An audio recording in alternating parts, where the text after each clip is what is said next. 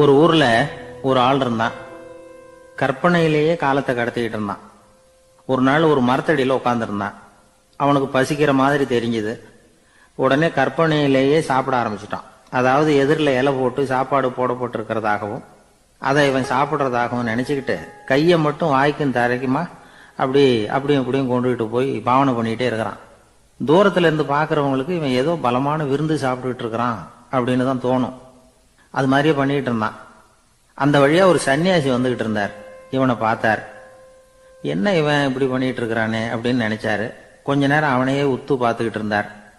இவரை பார்த்ததும் அவன் இன்னமும் சுவாரஸ்யமா சாப்பிட ஆரம்பிச்சுட்டான். அப்பப்பா, என்ன இது, இந்த குழம்பு இவ்வளவு காரமா இருக்கு, என்னுடைய நாக்கே எரிஞ்சு போடும் போல இருக்க அப்படின்னு சொல்லிட்டு பக்கத்துல ஒரு குவளையை எடுத்து தண்ணி குடிக்கிறது மாதிரி பாவனை பண்றான். அப்பாடா, இப்போ கொஞ்சம் பரவாயில்ல அப்படின்னு சொல்லிட்டு குவளையை கீழே வைக்கிறது மாதிரி ஒரு பாவனை பண்றான். சன்னியாசி பார்த்தார். என்னப்பா, சாப்பாட்டுல காரம் அதிகமோ அப்படின்னார். ஆமா சுவாமி, ஞாபகம் மறதியில் கொஞ்சம் மிளகாய் அதிகமா சேர்த்துக்கிட்டேன் அப்படின்னா. சரி சாப்பிடு அப்படின்னு சொல்லிட்டார். அவன் சாப்பிட்டு முடிக்கிற வரைக்கும் பொறுமையா உட்காந்துருந்தார். அவன் அப்பாடா அப்படின்னு சொல்லிட்டு மறுபடியும் தண்ணியை எடுத்து குடிச்சான். எல்லாம் கற்பனையிலேயே. அதுக்கப்புறம் சன்னியாசி பேச ஆரம்பிச்சார். இதை பாருப்பா, உன்னுடைய கற்பனையை நான் மெச்சுறேன். இருந்தாலும் உன் சாப்பாட்டுல ஒரு இனிப்பையும் வச்சிருக்கலாமே, ஏன் மிளகாய அளவுக்கு அதிகமா போட்டுட்டு அவஸ்தைப்படுறேன் அப்படின்னார். அவன் யோசிக்க ஆரம்பிச்சான். அதுக்கப்புறம் இவர் சொன்னார், இதை பாருப்பா, இனிமேல உன்னுடைய கற்பனையும் உயர்ந்ததாக இருக்கட்டும் அப்படின்னு உபதேசம் பண்ணிவிட்டு போனார். எப்பவும் உயர்வை பத்தியே சிந்திக்கணும். உயர்வு கிடைக்கலன்னா கூட அப்படி சிந்திக்கிறத நிறுத்தப்படாது அப்படிங்கிறார் திருவள்ளுவர். உள்ளுவது எல்லாம் உயர் உள்ளல், மற்ற அது தள்ளினும் தள்ளாமை நீர்த்து. ஊக்கம் இல்லாம உலகத்துல வாழ்ந்து பிரயோஜனம் இல்லை. அதனால உயர்வாகவே சிந்திக்கணும். அது நம்மளை ஊக்கப்படுத்தும். இது பெரிய ஒரு வாக்கு. இந்த உலகத்துல கற்பனையிலேயே வாழ்கிற சில கஞ்சர்களும் உண்டு. அதாவது 2 கஞ்சர்கள், 2 பேரும் பக்கத்து பக்கத்து ஊர்ல இருந்தாங்க. பொங்கல் சமயம் ஒரு கஞ்சன் தன்னுடைய மகனை கூப்பிட்டான். இதோ பாருப்பா, பக்கத்து ஊர்ல என்னுடைய நண்பன் ஒருத்தன் இருக்கிறான். அவனுக்கு பொங்கல் பரிசு ஏதாவது கொடுக்கணும். நான் ஒரு 4 ஆட்டுக்குட்டியை தரேன், நீ கொண்டுகிட்டு போய் கொடுத்துட்டு வந்து விடுறியா அப்படின்னு கேட்டான். சரி, நான் புள்ள ஒரு பைய கையில் எடுத்துக்கோன்னா. அவன் எடுத்துக்கிட்டான். இந்த ஆட்டுக்குட்டி பிடிச்சிக்கோ அப்படின்னு சொல்லி ஒவ்வொன்னா போடுறேன் பார் அப்படின்னு சொல்லிட்டு 1 2 3 4 அப்படின்னு எண்ணிக்கிட்டே வெறும் சைகையாலேயே ஆட்டுக்குட்டியை பிடிச்சி போடுறது மாதிரி பாவனை பண்ணிட்டு இருக்கிறான். அவன் பிள்ளையும் அது ரொம்ப அக்கறையா வாங்கிக்கிறது மாதிரி வாங்கிட்டு அந்த பைய தூக்கிட்டு அடுத்த ஊருக்கு போறான். இவன் அங்க போய் சேர்ந்த நேரத்துல அந்த கஞ்சன் ஊர்ல இல்ல, எங்கேயோ வெளியில போயிருக்கிறான். அவனோட புள்ள மட்டும்தான் வீட்டுல இருந்தான். இவன் அவன்கிட்ட, இதை பாரு, எங்க அப்பா உங்க அப்பாவுக்கு ஆட்டுக்குட்டி கொடுத்து அனுப்பியிருக்கிறாரு, குடிச்சுக்கோ அப்படின்னு சொல்லி பாவனையிலேயே ஒவ்வொன்னா எடுத்து அவன்கிட்ட கொடுத்துட்டான். அவனும் வாங்கிட்டான் வாங்கறது மாதிரி. அப்புறம் சொன்னான், சரிப்பா, நானும் பதிலுக்கு ஏதாவது ஒன்னுகிட்ட கொடுக்கணும் இல்லையா, அதனால அந்த பைய புடி, ஒரு 10 எலுமிச்சம்பழம் தரேன், பதிலுக்கு அதை நீ எடுத்துட்டு போ அப்படின்னு சொல்லி கையாலேயே ஒவ்வொன்னா எடுத்து போடுறது மாதிரி பாவனை பண்ணிவிட்டான். அவனும் ரொம்ப நன்றி அப்படின்னு சொல்லிவிட்டு அதை வாங்கிட்டு போயிட்டான். கொஞ்ச நேரம் கழிச்சு வெளியில போயிருந்த அப்பங்காரன் திரும்பி வந்தான். புள்ள சொன்னான், அப்பா, உன்னோட நண்பர் அவருடைய மகன் மூலமா உனக்கு 6 ஆட்டுக்குட்டி கொடுத்து அனுப்பியிருந்தார். நானும் பதிலுக்கு ஒரு 10 எலுமிச்சம்பழம் கொடுத்து அனுப்பியிருக்கிறேன் அப்படின்னா. எப்படிடா கொடுத்தேன்னு கேட்டார் அப்பா. இப்படிதான் கொடுத்தேன்னு சொல்லி சைகையிலேயே காட்டினான். இதை பார்த்ததும் அப்பங்காரனுக்கு பயங்கரமா கோவம் வந்துட்டுது. பலார்னு அரைஞ்சுட்டான் பையனு. ஏன்பா அரைஞ்ச? 10 எலுமிச்சம்பழம் கொடுத்துட்டேனே அப்படிங்கிறதுக்காகவா அப்படின்னு கேட்டான். அது கூட பரவாயில்ல, நீ காட்டுற சைகையை பார்த்தா ஆரஞ்சு பழம் சைஸுக்கு இருக்குதே, அவ்வளவு பெருசா ஏன் கொடுத்த? அதுதான் எனக்கு கோபம் அப்படின்னா.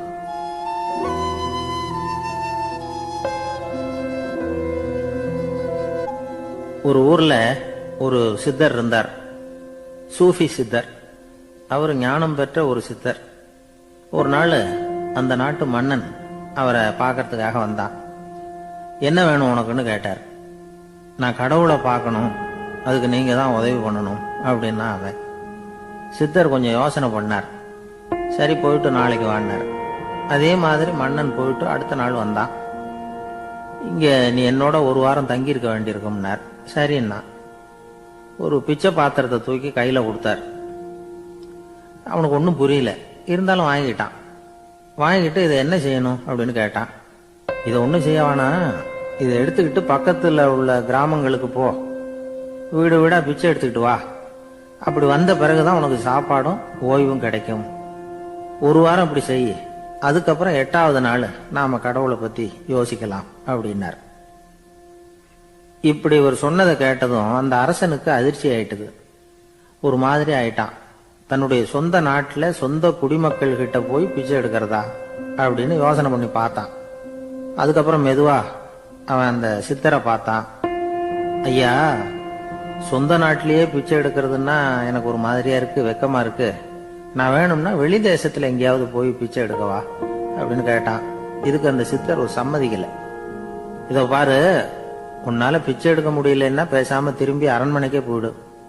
அதுக்கப்புறம் கடவுளை பத்தி எல்லாம் பேசுறதுக்கு என்னை தேடிட்டு வரக்கூடாது அப்படின்னு விட்டாரு. மன்னன் தயங்கினான். இருந்தாலும் மனசை சரி பண்ணிட்டு சம்மதிச்சான். சரிங்க, ஒரு வாரம் இங்க தங்குறேன், நீங்க சொல்றது மாதிரி பக்கத்து கிராமங்களுக்கு போறேன், வீடு வீடா பிச்சை எடுக்கிறேன், வர்றேன் அப்படின்னா. ஒரு வாரம் தெரு தெருவா பிச்சை பாத்திரத்தோட அலைஞ்சான். சொந்த ஊர்ல சொந்த குடிமக்கள் கிட்ட பிச்சை எடுத்தான். 7 நாள் முடிஞ்சது. 8வது நாள் அந்த சித்தர் மன்னனை கூப்பிட்டார். இப்படி வாழ்னார். வந்தான். இனிமே நீ கடவுளை பத்தி என்கிட்ட கேட்கலாம்னார். இனிமே கேட்கறதுக்கு ஒண்ணுமே இல்லை சுவாமின்னா இவன். ஒரு வார காலம் பிச்சை எடுத்த பிறகுதான் கடவுளை காண முடியும் அப்படின்னு நான் கனவு கூட காணவில்லைன்னா. அப்படின்னா நீ பிச்சை எடுத்த காலத்துல அப்படி என்னதான் நடந்தது அப்படின்னு கேட்டார் அவரு. சுவாமி, ஒரு வார காலம் பிச்சை எடுத்ததுல என்னுடைய ஆணவம் அழிஞ்சுட்டுது. அது இப்ப இருக்கிற இடமே தெரியல. இப்ப அதை காணவே காணோம். பிச்சைக்காரனா இருந்தப்போ பெற்றதை மன்னனாக இருக்கும் போது பெற முடியாதுங்கிறத புரிஞ்சுக்கிட்டேன் அப்படின்னா மன்னன். அடக்கம் பிறந்தவுடன் தெய்வீக கதவுகள் திறந்து கொள்கின்றன அப்படிங்கிறார் ஓஷோ. நம்மால் ஒருத்தன் ஆணவம் அழியணுங்கிறதுக்காக ஒரு திருவோட்டை எடுத்துக்கிட்டு தெரு தெருவா பிச்சை எடுக்க ஆரம்பிச்சான். என்ன, தெய்வீக கதவுகள் திறந்துதா அப்படின்னு கேட்டார் ஒருத்தர். தெய்வீக கதவு திறக்கிறதுக்கு முன்னாடியே எங்க வீட்டு கதவு சாத்திக்கிட்டுதுன்னா. என்னடா சொல்றேன்னார். இனிமே வீட்டுக்குள்ளேயே வர வேணாம், இதையே தொழிலா வச்சுக்கோ அப்படின்னு எங்க வீட்டுல சொல்லிவிட்டாங்க சார் அப்படின்னா.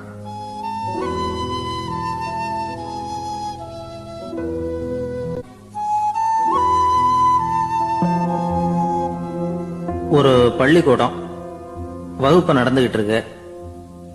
ஆசிரியர் பாடம் நடத்திக்கிட்டு இருக்கிறார். நடத்தி முடிச்ச உடனே கேட்டார், மாணவர்களே, இதுவரைக்கும் நான் நடத்தின பாடத்துல உங்களுக்கு ஏதாவது சந்தேகம் இருக்கா அப்படின்னு கேட்டார்.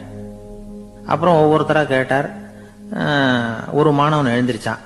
சார், எனக்கு சந்தேகம் எதுவுமே இல்லைன்னா. ஏன்னு கேட்டார். ஏன்னா எனக்கு நீங்க நடத்தின பாடம் தெளிவா புரிஞ்சுட்டுது, அதனால சந்தேகம் வரலன்னா. இன்னொரு மாணவன் எழுந்திருச்சான். சார், எனக்கும் சந்தேகம் எதுவும் இல்லைன்னா. ஏண்டான்னு கேட்டார். ஏன்னா எனக்கு நீங்க நடத்தின பாடம் எதுவுமே புரியல, அதனால சந்தேகம் வரல அப்படின்னா. இந்த இடத்துல நாம கொஞ்சம் சிந்திச்சு பார்க்கணும். இந்த உலகத்துல எல்லாம் புரிஞ்ச ஒருத்தனுக்கும் சந்தேகம் வராது, எதுவுமே புரியாத ஒருத்தனுக்கும் சந்தேகம் வராது. அறகுறையா புரிஞ்சுக்கிட்டவன் இருக்கான் பாருங்க, அவனுக்கு தான் அடிக்கடி சந்தேகம் வரும். ஆக மாணவர்களை இந்த 3 வகையா பிரிக்கலாம். அதே மாதிரிதான் மனிதர்களையும் 3 வகையா பிரிக்கிறாங்க ஆன்மீகவாதிகள். ஒரு ஆன்மீக பெரியவர் என்ன சொல்றார் தெரியுமா? இந்த உலகத்துல 3 வகையான மனிதர்கள் இருக்கிறாங்களாம். முதல் வகை எப்படி தெரியுமா? இவங்களுக்கு எதையும் தெரிஞ்சுக்கணுங்கிற அவசியமே கிடையாது. ஏன்னா அவங்களுக்கு எல்லாமும் தெரியும். இவங்க ஞானத்தின் முழு வடிவா இருக்கிற காரணத்தினால அவங்களுக்கு எந்த சந்தேகமும் இல்லை, எந்த கேள்விகளும் கிடையாது. இந்த நிலையில இருக்கிறவன் கிருஷ்ணன். எல்லாத்துக்கும் விட தெரிஞ்சுக்கிட்ட நிலையில அவன் விடையாக மாறிவிட்டான் அப்படின்னு சொல்லுவாங்க. 2வது நிலையில இருக்கிறவன் அர்ஜுனன். இவனுக்கு எப்ப பார்த்தாலும் கேள்விதான், சந்தேகம்தான். பதில் சொல்ல சொல்ல அவனுக்கு இருக்கிற சந்தேகமும் அதிகமாகிட்டே இருக்கும், குறையவே குறையாது. அர்ஜுனன் மாதிரி உள்ளவங்க எப்பவும் கேள்வி கேட்டுக்கிட்டே இருப்பாங்க. ஒரு கேள்விக்கு விட கிடைச்சுட்டுன்னு வைங்க, உடனே இன்னொரு கேள்வி அவங்க கிட்ட இருந்து வரும். கிருஷ்ணனுடைய நிலை எப்படின்னா அது கேள்விகளே அற்ற ஒரு நிலை. அர்ஜுனனுடைய நிலை எப்படின்னா அது கேள்விகளை தவிர வேறு எதுவும் அற்ற ஒரு நிலை. இவங்களை தவிர இன்னொரு ஆள் இருக்கிறான், அவனுக்கும் கேள்விகள் அற்ற ஒரு நிலை தான். அவன் யாருன்னா துரியோதனன். இவனுக்கு தெரிஞ்சுக்கணுங்கிற எண்ணமே சுத்தமா கிடையாது. ஆவலே இல்லைங்கிறதுனால அதை புரிஞ்சுக்கணுங்கிற அவசியமும் இல்லை. அதனால அவனுக்கு கேள்விகளற்ற ஒரு நிலையில அவன் இருந்துகிட்டு இருக்கிறான். எல்லா பதிலும் தெரிந்து கொண்ட நிலையில கிருஷ்ணனும் கேள்விகளற்ற நிலையில இருக்கிறான். தெரிஞ்சுக்கணுங்கிற ஆவலே இல்லாத துரியோதனனும் கேள்விகளற்ற நிலையிலேயே இருக்கிறான். இப்படியும் இல்லாம அப்படியும் இல்லாம ரெண்டும் கெட்டான நிலையில இருக்கிறானே, அவன் தான் அர்ஜுனன். அதனால பெரியவங்கள்லாம் என்ன சொல்றாங்கன்னா, இந்த உலகத்துல அர்ஜுனன்களா இருக்கிறவங்க ஒண்ணு துரியோதனனா மாறிடணும், இல்லைன்னா கிருஷ்ணனா மாறிடணும். இதை தவிர வேற வாய்ப்பு இல்லை. துரியோதனன் மாதிரி உள்ளது விலங்கு நிலை, கிருஷ்ணன் மாதிரி உள்ளது தெய்வ நிலை. அர்ஜுனன் விலங்காவும் ஆக முடியல, தெய்வமாவும் ஆக முடியல. இப்படி ரெண்டும் கெட்டானா இருக்கிற வரைக்கும் இந்த கேள்விகளும் பிரச்சனைகளும் இருந்துகிட்டே தான் இருக்கும். இதுதான் பெரியவர்கள் சொல்லுகிற அனுபவ உண்மை. ஒரு ஆசிரியர் ரொம்பவும் விரிவா விளக்கமா பாடம் நடத்தின பிறகு, மாணவர்களே ஏதாவது சந்தேகம் இருந்தா கேளுங்கன்னாராம். ஒரு மாணவன் எழுந்திருச்சான். சார், எனக்கு ஒரு சந்தேகம்னா. என்னன்னு கேட்டார். இது வரைக்கும் என்ன பாடம் சார் நடத்துனீங்க அப்படின்னா அந்த பையன்.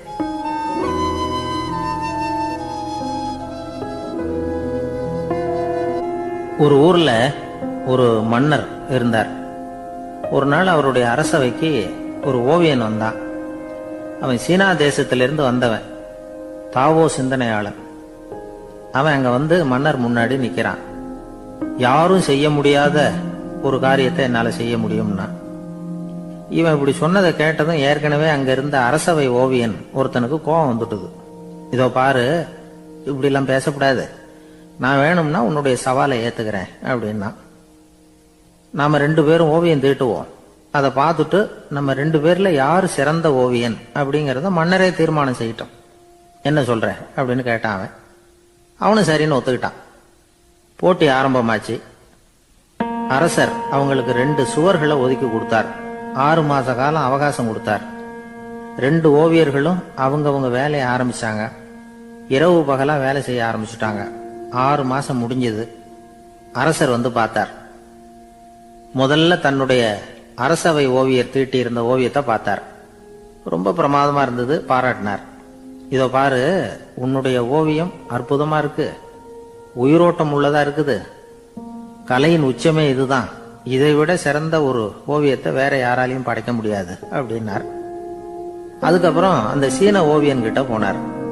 எங்க உன்னுடைய ஓவியம்னு கேட்டார். திரைச்சீலைய விலக்கி விட்டு பாருங்கன்னா. மன்னர் அந்த திரைச்சீலைய விளக்குனார். உள்ள ஓவியம் இருக்க வேண்டிய இடம் கண்ணாடி மாதிரி தெரிஞ்சது. அவன் அந்த 6 மாச காலமா அந்த சுவரை தேய்ச்சி தேய்ச்சி கண்ணாடி மாதிரி ஆக்கி வச்சிருக்கிறான். அதுக்கு நேரா எதிர் சுவர்ல அரசவை ஓவியன் தீட்டின ஓவியம் இருக்கு. அது எதிரில் இருந்த இந்த கண்ணாடியில பட்டு பிரதிபலிக்குது. மன்னர் யோசனை பண்ண ஆரம்பிச்சார். அப்புறம் அந்த சீன ஓவியனை பார்த்து கேட்டார்.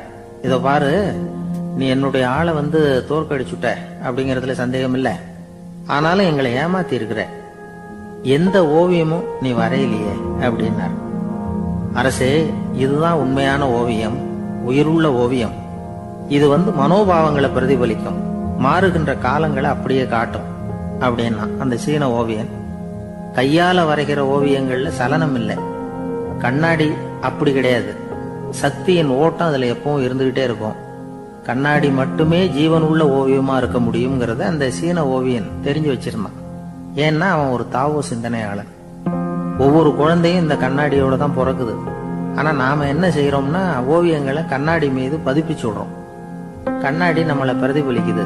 நம்முடைய அழகோ அவலட்சணமோ கண்ணாடியை பாதிக்கிறது இல்லை. ஏன்னா அதுக்கு மனம் கிடையாது. கடந்து போன வினாடியை பத்தி அது சிந்திக்கிறது இல்லை. அடுத்த கணத்தை பத்தின எதிர்பார்ப்பும் அதுகிட்ட கிடையாது. அதுதான் பற்றற்ற நிலை. மனிதனுக்கு தேவைப்படுறது அதுதான். கண்ணாடி கிட்ட இருந்து நாம கற்றுக்கொள்ள வேண்டிய பாடம் இது. வாழ்க்கையில மனிதர்களை நேசிக்கலாம், உலகின் அழகையெல்லாம் பிரதிபலிக்கலாம், ஆனா எதையும் பற்றி கொண்டு விடக்கூடாது அப்படிங்கிறது பெரியவர்கள் அறிவுரை. துயரம்ங்கிறது பற்றுக்களின் சாயை. கண்ணாடி முன்னாடி நிக்கிறப்போவெல்லாம் நமக்கு இந்த ஞாபகம் வரணுமா. ஒரு குடும்ப தலைவர் ஒரு நாள் காலையில விடிஞ்சு எழுந்திரிச்சதும் சத்தம் போட்டார். யார் இந்த கருங்குரங்கு படத்தை என் ரூம்ல கொண்டாந்து மாட்டி வச்சது அப்படின்னு கத்தினார். சமையல் கட்டில இருந்து மனைவி பதில் சொன்னாங்க. தூக்க கலக்கத்துல உளராதீங்க, நல்லா பாருங்க, அது படம் கிடையாது, முகம் பார்க்கிற கண்ணாடி அப்படின்னாங்க.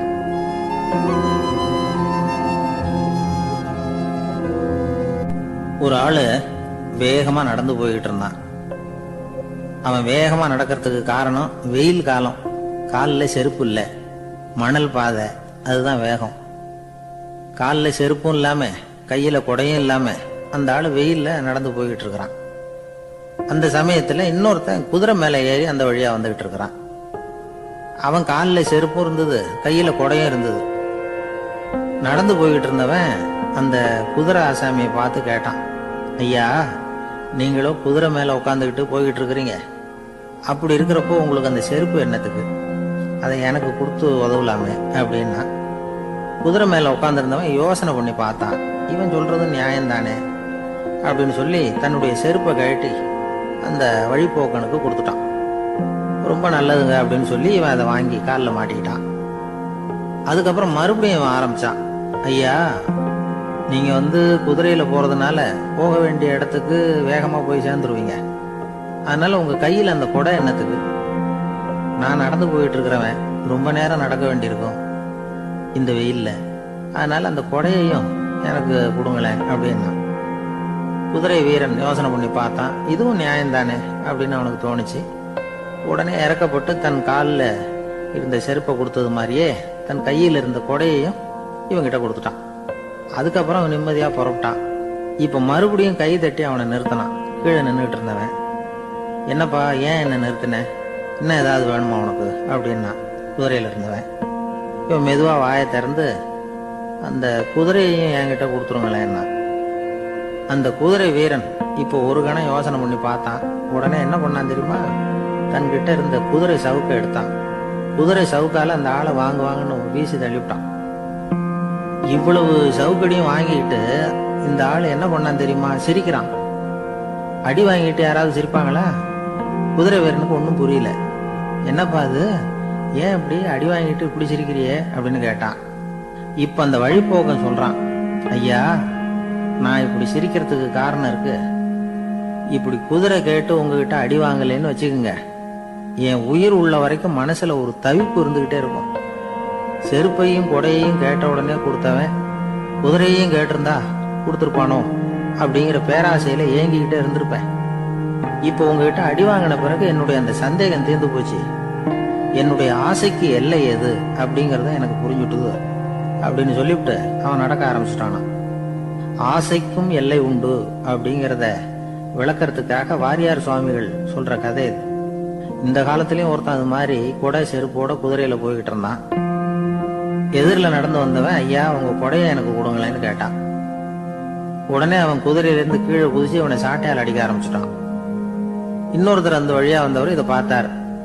ஏன்பா, அவன் கேட்டான், உன்னால முடியலன்னா இல்லைன்னு சொல்லிட வேண்டியது தானே, அதுக்காக ஏன் இப்படி அவனை போட்டு அடிக்கிறேன்னு கேட்டார். உங்களுக்கு விவரம் புரியாது சார், காலம் ரொம்ப கெட்டு போச்சு. கேட்டதை கொடுத்தேன்னு வச்சுக்கோங்க, இந்த குதிரையே என்னோடது, அவன் திருடிக்கிட்டு போறான் அப்படின்னு என் பேர்ல புகார் கொடுக்க ஆரம்பிச்சிருவான் சார் அப்படின்னா. அது எப்படி அவ்வளவு உறுதியா சொல்றேன்னு கேட்டார் அவரு. ஏற்கனவே அது மாதிரி ஒருத்தன் பேர்ல புகார் கொடுத்துட்டு தான் இந்த குதிரையை நான் தள்ளிட்டு வந்துகிட்டு இருக்கிறேன் அப்படின்னா. ஒரு காட்டுல ஒரு நரி இருந்தது. ஒரு நாள் காலை நேரம் அது தன்னுடைய இருப்பிடத்துல இருந்து வெளியில வந்தது. கொஞ்சம் தூரம் நடந்து வந்தது. அப்பதான் அது தன்னோட நிழலை கவனிச்சு பார்த்தது. பார்த்தா அது ரொம்ப நீளமா பெருசா இருக்குது. காலை நேரத்துல நிழல் அப்படித்தானே இருக்கும். ஆனா அந்த நரிக்கு அந்த விஷயம் தெரியல. தன்னுடைய நீண்ட பெரிய நிழலை பார்த்து ஆச்சரியப்பட்டது. ஆஹா, நாம இவ்வளவு பெருசாவா இருக்கிறோம் அப்படின்னா என்னுடைய காலை சாப்பாட்டுக்கு ஒரு யானை இல்லைன்னா ஒரு ஒட்டகம் கிடைச்சாதான் சரியா இருக்கும் போல இருக்கு அப்படின்னு முடிவு பண்ணிட்டு உடனே ஒரு யானை அல்லது ஒட்டகத்தை தேடி அலைஞ்சது. எங்க கிடைக்கும்னு கிடைக்கவே இல்லை. மத்தியானம் 12 மணி ஆயிட்டுது. பசியோட அலையுது. இப்ப தன்னோட நிழலை பார்த்தது. அது மத்தியான நிழல் எப்படி இருக்கும், அது ரொம்பவும் குறுகி போய் தெரிஞ்சது. உடனே அந்த நரி என்ன நினைச்சுக்கிட்டு தான் தெரியுமா? காலை ஆகாரம் சாப்பிடாததுனால நம்ம உடம்பு இப்படி அழைச்சி போட்டுதே அப்படின்னு நினைச்சுக்கிட்டு தான்.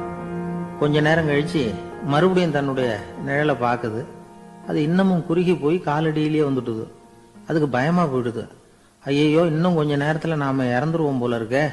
இப்ப என்ன செய்யறது? இந்த சமயத்துல ஒரு எறும்பு கிடைச்சா கூட போதும், அதை நம்ம காலை ஆகாரமா நினைச்சு சாப்பிட்டுள்ளாமே அப்படின்னு நினைச்சுதான். நம்முடைய நிழல் கூட நம்மள மாதிரியே தான் அடிக்கடி மாறிக்கிட்டே தான் இருக்குது. அது எப்பவும் ஒரே மாதிரி இருக்கிறது இல்ல. மனிதனுக்கு ஏற்படுகிற தன்முனைப்பு இருக்கு பாருங்க, ஈகோ, அது கூட ஒரு நிழல் மாதிரி தானா. அப்படி நினைக்க ஆரம்பிச்சுட்டா அதனால ஏதும் பிரச்சனை வராதான். தன்முனைப்பை நிழல் போலவே ஏற்றுக்கொள்ளுங்கள் அப்படிங்கிறது பெரியவங்க கருத்து. ஒரு காரியத்தை வெற்றிகரமா நல்ல விதமா செஞ்சு முடிக்கிறோம்னு வச்சுக்கோங்க, அந்த சமயத்துல ஒரு வித நுட்பமான தற்பெருமை நமக்குள்ள உண்டாகுது. இது இயற்கையானது, அதனால இது மேல பற்று வைக்கக்கூடாது. அப்படி வைக்க ஆரம்பிச்சுட்டா அந்த தற்பெருமை ஒரு நிரந்தர விருந்தாளியா நம்ம கிட்ட தங்கிக்கும். நம்ம நிழல் எப்படின்னு பாருங்க, நாம நடக்கும் பொழுது நம்ம பின்னாடியே வரும். தன்முனைப்பையும் அப்படியே நினைச்சுக்குங்க. நிழல் யாருக்கும் எந்த பிரச்சனையையும் உண்டாக்குறது இல்லை. ஆனா அந்த நிழலை கண்டே நாம பயப்பட ஆரம்பிச்சுட்டா நாம எதுலயும் வெற்றி காண முடியாது. நிழலோட சண்டை போடக்கூடாது. அது மாதிரி தன்முனைப்போடவும் நாம சண்டை போட வேண்டியதில்லை. இல்லாத ஒன்றோடு சண்டை போடுறது எப்படின்னா, அது இருட்டோட சண்டை போடுறது மாதிரி. நாம நிழல் கிடையாது, நம்ம கிட்ட இருக்கிற தன்முனைப்பு ஒரு நிழல். நம்ம நிழலையும் நமக்கு சமமா பாக்குறோம் பாருங்க, அங்கதான் சிக்கலே ஆரம்பம். இப்போ நாம நடந்து போய்கிட்டு இருக்கிறோம், நம்ம நிழல் தரையில விழுது. யாரோ ஒருத்தர் நம்ம நிழல் மேல காலை வச்சு நடந்து போறார். உடனே அவர்கிட்ட சண்டைக்கா போறோம், ஏண்டா என் நிழலை மிதிச்ச அப்படின்னு. நமக்கு தெரியும் அது நிழல் தாங்கிறது. அவர் உங்க மேல நடக்கல, உங்களுடைய நிழல் மேலதான் நடக்கிறார். அது மாதிரி உங்க தன்முனைப்பின் மேல யாராவது நடந்தா உங்களை அவமானப்படுத்துறதா நினைக்கிறீங்க. காரணம், நாமளும் நம்ம தன்முனைப்பும் ஒண்ணுங்கிற நினைப்பு தான் காரணம். மற்றபடி வேற ஒண்ணும் கிடையாது. நம்ம நிழல் மேல நடக்கிறவர் நம்மளை காயப்படுத்துறது இல்லை.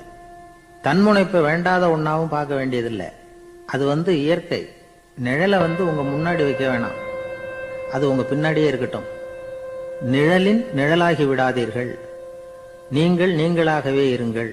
இதுதான் சான்றோர் சிந்தனை. ஒரு பேருந்துல ஒரே நெரிசல். ஒருத்தர் பக்கத்துல நின்றுகிட்டு இருந்தவர்கிட்ட ரொம்ப பணிவா விசாரிச்சார், ஏன் சார் நீங்க ஏதாவது பெரிய உத்தியோகத்துல இருக்கிறீங்களா அப்படின்னார். அப்படிலாம் ஒண்ணும் இல்லைங்கன்னார் அவரு. அப்படின்னா வேற ஏதாவது அரசியல்ல பெரிய பதவியில் இருக்கிறீங்களா அப்படின்னு கேட்டார். அதுவும் இல்லைங்கன்னார். சரி, பணமாவது அதிகமா வச்சிருக்கீங்களா அப்படின்னு கேட்டார். அப்படிலாம் ஒன்றும் கிடையாது சார்னார் அவரு. அப்புறம் எதுக்குடா என் காலை மிதிச்சுக்கிட்டு இருக்கிற, இடரா காலை அப்படின்னாராம் இவர். ஒரு ரயில் வேகமா போயிட்டு இருக்கு. அது ஒரு ரயில்வே ஸ்டேஷன்ல கொஞ்ச நேரம் நின்னுது. அப்போ அதுல ஒரு ஆள் ஏறினார். தலையில ஒரு மூட்டையை வச்சிருந்தார். மூட்டையை தலையில சுமந்துக்கிட்டே உள்ள வந்தாரு. மூட்டையை தலையில சுமந்துக்கிட்டே ஒரு இடத்துல உட்கார்ந்தார். ரயில் மறுபடியும் புறப்பட்டது. இவர் தன் தலையில இருந்த மூட்டைய கீழே இறக்கி வைக்கணும்ல, வைக்கல, சுமந்துகிட்டே வர்றார். எதிரில் உட்கார்ந்துருந்தவர் கேட்டார், ஏங்க ஏன் இப்படியே உட்கார்ந்துருக்கிறீங்க தலையில மூட்டையை வச்சுக்கிட்டு, மூட்டையை கீழே இறக்கி வைக்கலாமே அப்படின்னார். வேணாங்க, பாவம், தலையில இருக்கிற மூட்டையை இறக்கி ரயில்ல வச்சா ரயிலுக்கு பாரம் அதிகமா இருக்கும் அப்படின்னார் அவரு. இப்படி ஒரு ஆளை பார்த்தா நமக்கு சிரிப்பு தான் வரும். ஏன்னா ரயிலுங்கிறது அந்த மூட்டையையும் சேர்த்து சுமந்துக்கிட்டு தான் போகுது. அவன் அந்த மூட்டையை தலையில வச்சிருந்தாலும் ஒண்ணுதான், தரையில வச்சிருந்தாலும் ஒண்ணுதான். அதனால ரயிலுக்கு எந்த மாற்றமும் ஏற்பட போறதில்லை. அதே மாதிரி தான் நம்ம மனமும். இதுவும் ஒரு தேவையில்லாத சுமை, அனாவசியமா சுமந்துக்கிட்டு இருக்கிறோம். இத கீழே இறக்கி வச்சுட்டா வாழ்க்கை பிரயாணம் சுகமா இருக்கும். ரயில் பிரயாணம் பண்ற அந்த ஆள் மூட்டையை சுமக்கிறான், வாழ்க்கை பிரயாணம் பண்ற நாம மனசை சுமக்கிறோம். இது ரெண்டுக்கும் எந்த வித்தியாசமும் இல்லை. மனசை கீழே இறக்கி வச்சுட்டா பாரம் இல்லாமல் வாழலாம், பறவைகள் மாதிரி பறக்கலாம், குழந்தைகள் மாதிரி கள்ளங்கபடம் இல்லாம வாழலாம். இந்த வெளி உலகத்துல நாம நிலை பெற்று இருக்கணும், வேரூன்றி இருக்கணும். அதே சமயம் நம்முடைய உள் வெளியில ஆன்மீக வாழ்க்கையில பாரம் இல்லாம இருக்கணும். அப்போ பறக்கணும், நதியை போல ஓடணும், மிதக்கணும். பயணம் சுகமா இருக்கும், களைப்பு தெரியாது, கவலை தெரியாது. ஒரு சீடன் போதி தர்மரை நாடி வந்தான். குருவே, நீங்கள் என்ன வெறுமையாக இருக்க சொன்னீங்க, நான் இப்ப மறுபடியும் வெறுமையானவன் ஆகிட்டேன், அதனால இப்ப என்ன செய்ய சொல்றீங்க என்ன அப்படின்னு சொல்லி நின்னான். உடனே அந்த குரு பக்கத்துல இருந்த ஒரு குச்சியை எடுத்து அவன் தலையில அடிச்சு, போய் அந்த வெற்றுத்தன்மையையும் வீசி எறிந்து விட்டு வா அப்படின்னார். நான் இப்போ காலியா இருக்கிறேன்னு ஒருத்தன் சொல்றான்னு வச்சுங்க, அது உண்மை இல்லை. ஏன்னா இன்னமும் அதுல நான்கிற எண்ணம் இருக்குது. எந்த சிந்தனையும் இல்லாம இருக்கிறது கடினம்தான். ஆனாலும் மனிதன் அதுல உள்ள நுட்பத்தை புரிஞ்சுக்கிட்டான்னா இவ்வளவு தூரம் தூக்கி சுமந்துக்கிட்டு வந்த அந்த மனதின் முட்டாள்தனத்தை அவனே பார்த்துட்டு சிரிப்பான். இதுதான் பெரியவங்க சொல்லியிருக்கிற ஆலோசனை. நம்மால் ஒருத்தன் தலையில ஒரு பெரிய மூங்கில் கூடையோட ரயில்ல உட்கார்ந்தான். கூடை தலையில இருந்தது, கீழே இறக்கி வைக்கல. எதிரில் இருந்தவர் கேட்டார், ஏங்க எதுக்காக அதை அனாவசியமா சுமந்துகிட்டே இருக்கீங்க, கீழே இறக்கி வைங்களேன்னார். இல்லைங்க, நான் வீட்டை விட்டு புறப்படும் பொழுதே என் பையன் சொல்லிவிட்டான் கூடைய தலையை விட்டு இறக்கக்கூடாதுன்னு அப்படின்னார். அவன் சின்ன பையன், விவரம் இல்லாம சொல்லியிருப்பான். இப்ப என்ன நேரில் வந்தா பாத்துக்கிட்டு இருக்கிறான், நீங்க இறக்கி வைங்கன்னார் அவர். அவன் நேரில் பாத்துக்கிட்டு இல்ல, இருந்தாலும் நான் இந்த கூடையை கீழே இறக்கி வச்சா அது அவனுக்கு தெரிஞ்சிடும் அப்படின்னாரு இவர். அது எப்படின்னாரு அவர். அவன் தனக்கு டிக்கெட் வாங்க வேணாம்னு சொல்லி இப்ப இந்த கூடைக்குள்ளதான் உட்கார்ந்துருக்கிறான் அப்படின்னார் இவர். ஒரு ஊர்ல ஒரு மன்னர் இருந்தார். அழகான அரண்மனையில அவர் இருந்தார். அந்த அரண்மனையை விட அழகா ஒரு மாளிகையை அந்த ஊர்லயே வேற ஒருத்தன் கட்டியிருந்தான். அப்படி கட்டி முடிச்சதுல அவனுக்கு ரொம்ப பெருமை. எத்தனையோ செல்வந்தர்கள்லாம் பார்த்துட்டு, இந்த மாளிகையை விலைக்கு கொடுத்துடுறியா, எவ்வளவு விலை சொன்னாலும் சரி நாங்க வாங்கிக்கிறதுக்கு தயாரா இருக்கோம் அப்படின்னு சொல்லி கேட்டு பார்த்துட்டாங்க. நான் இதை விற்கிறதுக்கு தயாரா இல்ல அப்படின்னு சொல்லிவிட்டான். அவ்வளவு சிறப்பா கலை அம்சத்தோடு அதை கட்டி முடிச்சிருக்கிறான். அதுவே ஒரு பெரிய அரண்மனை மாதிரி இருந்ததுன்னா பாத்துங்களேன். சுற்றிலும் அழகான பூந்தோட்டம். ஒரு நாள் அவன் எங்கேயோ வெளியூர் போயிட்டு திரும்பி வந்துகிட்டு இருக்கிறான்.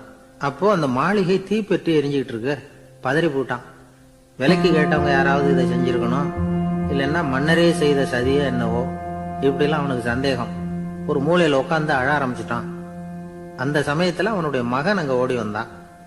அப்பா அழாதீங்க, இதை நான் நேத்து ராத்திரியே நம்ம ஊர் மன்னருக்கு வித்துட்டேன். இதை கட்டி முடிக்க நமக்கு எவ்வளவு செலவாச்சோ அதை போல 3 மடங்கு விலைக்கு வித்துட்டேன், கவலைப்படாதீங்க. இதை விட அழகான மாளிகையை நாம புதுசா கட்டிக்கலாம்னா. இதை கேட்டதும் அழுதுகிட்டு இருந்தவன் அழுகையை நிறுத்தினான், சிரிக்க ஆரம்பிச்சுட்டான். இதே இடத்த நான் மன்னர்கிட்ட இருந்து விலைக்கு வாங்குவேன், இதை விட அழகான மாளிகையை கட்டுவேன் அப்படின்னு சுத்தி நின்ன எல்லார்கிட்டையும் சொல்லிக்கிட்டு இருந்தான். இந்த சமயத்துல அவனோட இளைய மகன் ஓடி வந்தான். அப்பா, அண்ணன் சொன்னதெல்லாம் சரிதான், மன்னர்கிட்ட விலை பேசினதெல்லாம் உண்மைதான். ஆனா வித்தது பேச்சு அளவுல தான். இனிமேதான் பத்திரம் வாங்கணும், எழுதணும், நீங்க கையெழுத்து போடணும், பதிவு பண்ணணும், மன்னர்கிட்ட பணம் வாங்கணும். அதுக்காகத்தான் உங்களை எதிர்பார்த்துக்கிட்டு இருந்தோம். அதுக்குள்ள இப்படி ஆயிட்டுதுன்னா. இப்ப சிரிச்சுக்கிட்டு இருந்தவன் சிரிப்பை நிறுத்தினான். மறுபடியும் குழந்தை மாதிரி அழ ஆரம்பிச்சுட்டான். இது ஒரு சம்பவம். இதுல இருந்து என்ன தெரியுது? அந்த அழகான மாளிகை தன்னுடையது அப்படின்னு நினைக்கும் பொழுது அவனுக்கு அழுகை வந்தது. அது தன்னுடையது இல்லை அப்படின்னு நினைக்கிற போது சிரிப்பு வந்தது. மறுபடியும் அது தன்னுடையதுதான் அப்படிங்கிற உணர்வு வரும்பொழுது அழுகை. எது எதிலிருந்து நீ நீங்கி இருக்கிறாயோ அது அதிலிருந்து உனக்கு துன்பம் இல்லை அப்படிங்கிறார் திருவள்ளுவர். இந்த உடம்பு என்னுடையதில்லை அப்படிங்கிற உணர்வு வந்துட்டா அது ஒரு பெரிய நிலை. அந்த நிலை வரணும். எல்லாத்தையும் பயன்படுத்திக்கலாம், ஆனா பற்றுல விழுந்துடக்கூடாது. உலகத்தில் இருங்கள், ஆனால் உலகத்தவராக இருக்காதீர்கள். உலகிற்குள் இருங்கள், உலகம் உங்களுக்குள் வந்துவிட அனுமதிக்காதீர்கள். விலகி இருங்கள், விழித்திருங்கள், மௌனமாய் பார்த்திருங்கள் அப்படிங்கிறது சான்றோர் கருத்து. செய்ய வேண்டிய கடமையிலிருந்து விலகி இருக்கிறவர்கள் நம்ம கிட்ட நிறைய பேர் உண்டு. அப்படிப்பட்ட ஒருத்தர் டாக்டர் கிட்ட போனார். டாக்டர், நான் ஒரு கவர்மெண்ட் ஆபீஸ்ல வேலை பார்க்கிறேன், எனக்கு ஒரே அசதியா இருக்கு, என்னை சோதிச்சு பாருங்க, ஆலோசனை சொல்லுங்க ஏதாவதுன்னார். டாக்டர் அவரை பரிசோதனை பண்ணி பார்த்துட்டு சொன்னார், இதோ பாரு, உனக்கு இப்போ தேவைப்படுறது முழு ஓய்வு. நீ எவ்வளவு சீக்கிரமா ஆபீஸுக்கு போறியோ அவ்வளவுக்கு உனக்கு நல்லது அப்படின்னாராம்.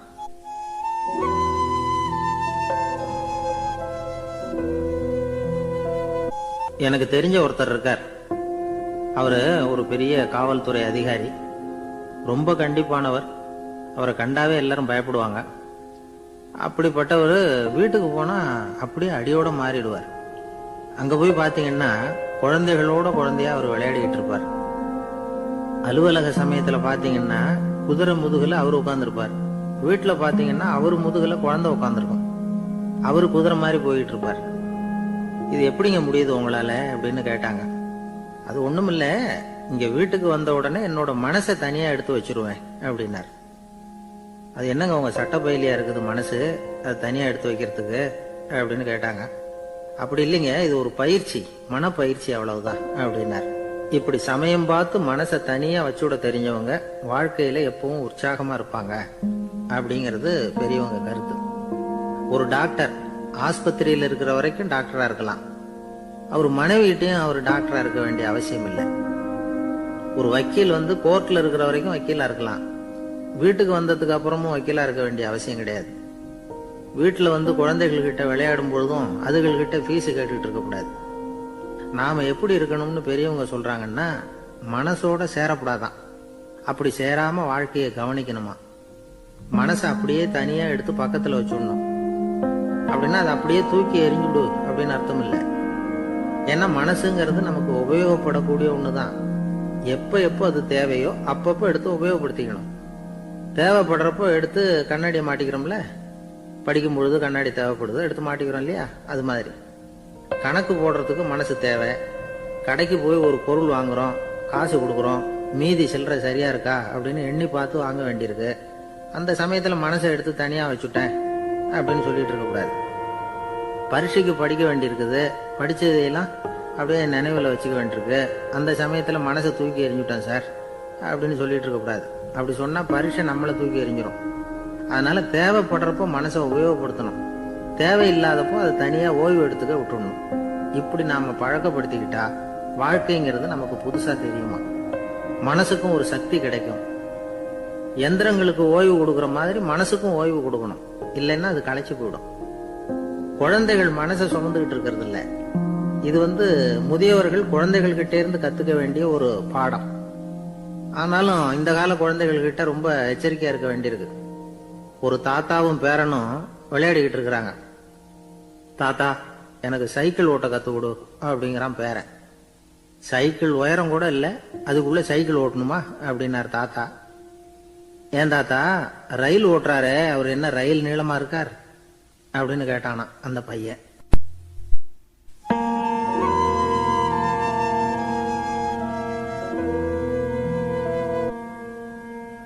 ஒரு நல்ல நகைச்சுவை எப்படி இருக்கணும், இதுக்கு ஒவ்வொருத்தர் ஒவ்வொரு மாதிரியான விளக்கத்தை கொடுத்திருக்கிறாங்க. ஆனா கலைவாணர் NS கிருஷ்ணன் கொடுக்கிற விளக்கம் என்ன தெரியுமா? நகைச்சுவைங்கிறது அடுத்தவங்களுக்கு துன்பம் கொடுக்காம இருக்கணும், அடுத்தவங்க மனசை புண்படுத்தக்கூடாது, அதுதான் சிறந்த நகைச்சுவை அப்படிங்கிறார். அதுக்கு அவர் உதாரணமும் கொடுக்கிறார். ஒரு ஏரி ஓரமா 2 பசங்க நடந்து போயிட்டு இருக்கிறாங்க. அதுல ஒருத்தன் பணக்கார வீட்டு பையன், இன்னொருத்தன் ஏழை. இவங்க 2 பேரும் போயிட்டு இருக்கிறாங்க. வழியில ஒரு இடத்துல ஒரு ஜோடி செருப்பு இவங்க கண்ணுல படுது. ஒரு விவசாயி அந்த செருப்பை அங்க விட்டுட்டு பக்கத்துல இருந்த ஏரியில கை காலை கழுவிட்டு இருக்கிறார். உடனே அந்த பணக்கார பையனுக்கு ஒரு ஐடியா. அவன் சொன்னானா, டேய், இப்போ ஒரு வேடிக்கை செய்யலாம், அந்த செருப்பு 2ஐயும் தூக்கி எட்டத்துல வீசி எரிஞ்சிருவோம். அந்த ஆள் பார்த்துட்டு செருப்பை தேடி அல்லாடுவான், அங்கேயும் இங்கேயும் ஓடுவான், திரு திருன்னு முழிப்பான். அதை பார்த்து நாம ரசிக்கலாம், நல்ல தமாஷா இருக்கும் அப்படின்னு இருக்கான். இப்படி சொல்லிவிட்டு அந்த செருப்புகளை தூக்கத்துக்கு போனானா. கொஞ்சம் பொறு அப்படின்னானா அந்த ஏழை பையன். ஏன்னு கேட்டிருக்கான் அவன். இப்போ அந்த ஏழை பையன் சொன்னானா, நீ சொல்றது ஒன்றும் வேடிக்கை கிடையாது, உன்னோட செருப்பு தொலைஞ்சா உன் அப்பா உடனே உனக்கு வேற செருப்பு வாங்கி கொடுத்துருவார். ஆனா அந்த ஆளுக்கு இந்த செருப்பு தொலைஞ்சதுன்னா வேற புதுசா வாங்கறதுக்கு வாயையும் வயத்தையும் கட்டி பணத்தை சேர்க்க வேண்டியிருக்கும். அதனால நான் ஒரு வேடிக்கை சொல்றேன், அது மாதிரி செய், அது இன்னமும் தமாஷா இருக்கும் அப்படின்னானா. எப்படி அது சொல்லுன்னு இருக்கான் அவன். செருப்பு 2ம் அது இருக்கிற இடத்துலயே இருக்கட்டும், உன் சட்ட பையிலிருந்து ஒரே ஒரு ₹1 நாணயத்தை எடு, அதை அந்த செருப்பு மேல அதோட குதிகால் பகுதியில வச்சுட்டு நாம 2 பேரும் அந்த மரத்துக்கு பின்னாடி ஓடி போய் மறைஞ்சு நின்னுக்குவோம், அப்புறம் பாரு வேடிக்கை அப்படின்னா. அதே மாதிரி ₹1 காசு செருப்பு மேல வச்சுட்டு இவங்க 2 பேரும் மறைஞ்சு நின்னுக்கிட்டாங்க. கொஞ்ச நேரத்துல அந்த விவசாயி வந்தார். காலில் உள்ள மண்ணை தட்டிவிட்டு செருப்பை மாட்டுறதுக்காக போனார். அங்க இருந்த காசு கண்ணுல போட்டுட்டுது. அவருக்கு ஆச்சரியமா போச்சு. அதை கையில எடுத்து பாக்குறார், 4 பக்கமும் திரும்பி திரும்பி பாக்குறார், யார் இதை வச்சிருப்பான்னு. கடைசியில ஆகாயத்தை பாக்குறார். ஆண்டவா, இது உன்னோட கருணை தான், நீ தான் யாரோ புண்ணியவான் மனசுல தர்மம் பண்ற எண்ணத்தை உண்டாக்கி இருக்கிற, அந்த புண்ணியவான் நல்லா இருக்கணும் அப்படின்னு வாழ்த்தி அந்த காசை கண்ணுல ஒத்திக்கிட்டாராம்.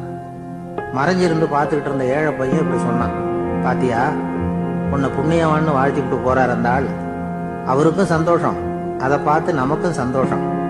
உனக்கு 1 ரூபாங்கிறது ஒரு பெரிய விஷயம் இல்லை, ஆனா அதனால நமக்கு கிடைச்சிருக்கிற மகிழ்ச்சி ரொம்ப உயர்வானது அப்படின்னு நானா. வேடிக்கையும் கிண்டலும் இது மாதிரி அடுத்தவங்களுக்கு இடைஞ்சலா இல்லாம இருக்கணும் அப்படிங்கிறார் கலைவாணர். ஆனா பாருங்க, அவருக்கே இடைஞ்சலா வர்ற விஷயங்களை கூட அவர் வேடிக்கையா தான் எடுத்துக்கிட்டாராம். ஒரு தடவை ஒருத்தர் கலைவாணர்கிட்ட வந்து, ஐயா என் குழந்தை செத்து போச்சு அப்படின்னு சொல்லி அழுதாராம். உடனே இவர் அவருக்கு 100 ரூபா பணத்தை கொடுத்து, இந்தாங்க அடக்கம் செய்யுங்க அப்படின்னு சொல்லி அனுப்பி வச்சாராம். 1 வருஷம் கழிச்சு மறுபடியும் அதே ஆள் வந்திருக்கார். இவர் மறந்துருப்பாருங்கிற நினைப்புல, அண்ணே என் குழந்தை இறந்து போச்சுண்ணே அப்படின்னாராம். இவர் மறுபடியும் 100 ரூபாய் கொடுத்து ஆறுதல் சொல்லி அனுப்பி வச்சாராம். 7-8 மாசம் கழிச்சு மறுபடியும் அதே ஆள் வந்திருக்கார். அவர் வாயை திறக்கிறதுக்கு முன்னாடியே இவர் 100 ரூபாய் அவர் கையில வச்சு, போன 2 தடவை தான் குழந்தை செத்து போச்சு, இந்த தடவையாவது அதை சாகாம காப்பாத்தி விடு அப்படின்னு சொல்லி அனுப்பி வச்சாராம். அதுக்கப்புறம் அந்த ஆள் வர்றதே இல்லையா. ஒரு ஊர்ல ஒரு ஆள் இருந்தான், தையல் கடை வச்சிருந்தான். அவன்கிட்ட ஒருத்தன் ஒரு சட்டை துணி எடுத்து கொடுத்து தைக்க சொல்லியிருந்தான். வர்ற சனிக்கிழமை வா, வந்து வாங்கிட்டு போ அப்படின்னு அவன் சொல்லியிருந்தான். அதே மாதிரி அவன் வந்தான். அவன் தச்சு வச்சிருந்த சட்டையை கொடுத்தான். இவன் வாங்கி அங்கேயே போட்டு பார்த்தான். கை நீளம் ஒண்ணுக்கு ஒண்ணு வித்தியாசமா இருந்தது. வலது கை இடது பக்கத்தை விட நீளம் குறைச்சலா இருந்தது. இவன் முணுமுணுக்க ஆரம்பிச்சிட்டான், என்ன இது இப்படி தச்சு விட்டிய அப்படின்னு. இதுக்கு அவன் சொன்னான், ஐயா இதுக்காகவா சங்கடப்படுறீங்க, வலது கையை மட்டும் கொஞ்சம் உள்ள இழுத்தாப்புல வச்சுக்கிட்டீங்கன்னா சரியா போடும். மற்றபடி அந்த சட்டையில உள்ள கலை அம்சத்தை கவனிங்க, எவ்வளவு அற்புதமா தைச்சிருக்கேன் பாருங்க.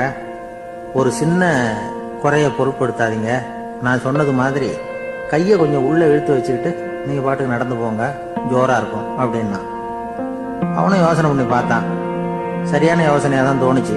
கொஞ்சம் முயற்சி பண்ணி வலது கையை உள்ள இழுத்து சட்டை சரியா இருக்கிறது மாதிரி பண்ணிட்டான். இப்போ மறுபடியும் ஒரு பிரச்சனை. வலது கையை உள்ள இழுத்த மாதிரி வச்சுக்கிட்டதும் முதுகு பக்கம் கொஞ்சம் துணி தளர்ந்து தொங்குறது மாதிரி ஆயிட்டுது. என்ன இது முதுகு பக்கம் துணி குவிஞ்சுட்டுதே, அப்படியே தொங்குறது மாதிரி இருக்க அப்படின்னு அவன் மறுபடியும் ஆரம்பிச்சான். ஐயா இதுக்காகவா கவலைப்படுறீங்க, உடம்பு அதுக்கு தகுந்த மாதிரி கொஞ்சம் வளைச்சுக்கிட்டா போச்சு. இதுக்காக அந்த அழகான தையலை பிரிச்சு அதுல உள்ள கலை அம்சத்தை கெடுக்கிறதுக்கு என் மனசு இடம் கொடுக்கல. எவ்வளவுக்கு தளர்த்தியா இருக்கோ அவ்வளவுக்கு கொஞ்சம் உடம்ப வளைச்சி அப்படியே வச்சுங்க, சரியா போடும் அப்படின்னா. இதுவும் நல்ல யோசனையா போடுது அப்படின்னு நினைச்சான் அவன். சரின்னு சொல்லிவிட்டு புறப்பட்டான். தெருவில் இறங்கினான். கையை கொஞ்சம் உள்ள இழுத்தான், உடம்ப கொஞ்சம் வளைச்சி வச்சுக்கிட்டான், சட்டைக்கு தகுந்த மாதிரி பண்ணிட்டான். அப்படியே மெதுவா நடந்து போனான். இப்போ எதிரில் இன்னொருத்தன் வந்தான். இவனை பார்த்தான். இவன் போட்டிருக்கிற சட்டையை பார்த்தான். ஆஹா அற்புதமா இருக்கு. நான் சும்மா சொல்லக்கூடாது, ரொம்ப நல்லா இருக்குது இது. நிச்சயமா இது இந்த ஊர் மேல தெருவில் ஒருத்தன் இருக்கிறானே அவன் தச்சதா தான் இருக்கணும் அப்படின்னு நானா. இதை கேட்டதும் உனக்கு ஆச்சரியம் ரொம்ப. எப்படி அவ்வளவு கரெக்டா கண்டுபிடிச்சிங்க அப்படின்னு கேட்டிருக்கான். இதுக்கு அந்த வழிபோக்கம் சொன்னானா. அவன் ரொம்ப கெட்டிக்காரன். உங்களை மாதிரி உடம்பும் கையும் வளைஞ்சு போன ஒரு ஆளுக்கு அவனை தவிர வேற யாராலையும் இவ்வளவு பொருத்தமான சட்டையை தைக்க முடியாது அப்படின்னு பாருங்க. அவனுக்காக இவன் அனுசரிக்க போய் இவனோட நிலைமை எப்படி ஆயிட்டு பாருங்க. இதே மாதிரிதான் சில சடங்குகளும் சம்பிரதாயங்களும் நம்மளை கோமாளி ஆக்கி விட்டுரும். எதுவா இருந்தாலும் அதுல அறிவுபூர்வமான அணுகுமுறை அவசியம். ஒரு நர்ஸ் அவசரமா ஓடி வந்து டாக்டர் கிட்ட சொல்லிச்சான், டாக்டர் ஒரு தப்பு நடந்து போச்சு. 10ஆம் நம்பர் பெட்ல இருக்கிற பேஷண்ட்டுக்கு காலில் ஆபரேஷன் பண்றதுக்கு பதிலா கையில் ஆபரேஷன் பண்ணிவிட்டீங்க. கையை ஆபரேஷன் பண்ண வேண்டிய ஆள் 7ஆம் நம்பர் பெட்ல இருக்கார் அப்படின்னு தான். இதுக்கு அவர் பதட்டப்படாம சொன்னாராம், பரவாயில்ல இவரை தூக்கி 7ஆம் நம்பர் பெட்ல போட்டுரும் அப்படின்னாராம்.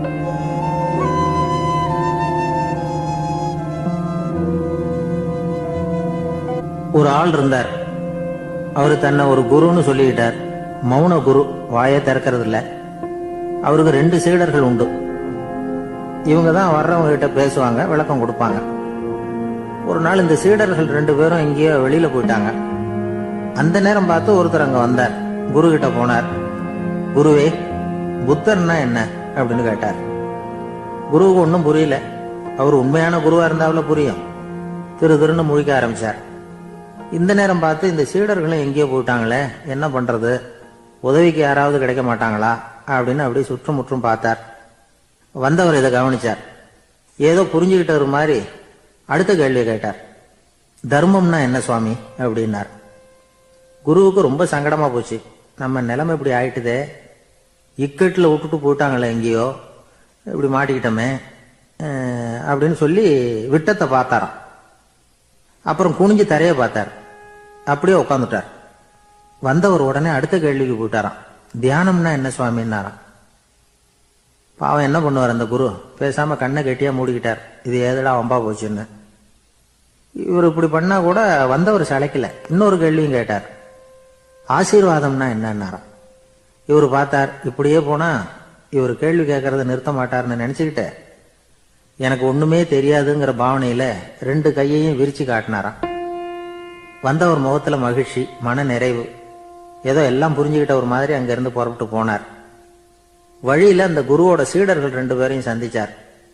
உங்க குருவை நாங்க பார்த்துட்டு வரோம் அப்படின்னாராம். இவரு என்ன நடந்ததுன்னு கேட்டிருக்காங்க அவங்க. இவர் விவரமா சொன்னாராம். உங்க குரு எப்பேற்பட்ட ஞானி தெரியுமா? புத்தர்னா என்னன்னு கேட்டேன். அதுக்கு அவர் அப்படியும் இப்படியும் பார்த்தார். அதுக்கு என்ன அர்த்தம் தெரியுமா? மக்கள் புத்தரை அங்கேயும் இங்கேயும் தேடுறாங்க, உண்மையில அவர் அங்கேயும் இங்கேயும் தேடி கண்டுபிடிக்க முடியாது அப்படிங்கறத அவர் செய்கை மூலமா உணர்த்தினார். அதுக்கப்புறம் தர்மம்னா என்னன்னு கேட்டேன். ஒரு மேலையும் கீழையும் பார்த்து தர்மம் சமமானது, அதுல உயர்வு தாழ்வு இல்லை அப்படிங்கறத உணர்த்தினார். அதுக்கப்புறம் தியானம்னா என்னன்னு கேட்டேன். கண்ணை மூடிக்கிட்டார். கண்ணை மூடி காணும் அற்புதம் அதுங்கிறத புரிஞ்சுக்கிட்டேன். கடைசியா ஆசீர்வதிக்கப்படுறது பத்தி கேட்டேன். கைகளை நீட்டி உதவுறது தான் அது அப்படிங்கறத 2 கையையும் விரிச்சு உணர்த்தினார். எவ்வளவு பெரிய மகான் அவரு அப்படின்னு சொல்லிவிட்டு அவர் பாட்டுக்கு போயிட்டார். சீடர்கள் அதுக்கப்புறம் மெதுவா குரு கிட்ட வந்து சேர்ந்தாங்களாம். அவங்கள பார்த்ததும் குருவுக்கு கோபம் வந்துட்டுது. அடே பாவிகளா, எங்கடா போய் தொலைஞ்சிங்க? நான் ஒரு ஆளுகிட்ட மாட்டிக்கிட்டு என்ன பாடுபட்டிருக்கேன் தெரியுமா அப்படின்னாராம். இது மாதிரி தான் நாம சாதாரண மனிதர்களின் புற வேடங்கள்ல மயங்கி போயிடுறோம்.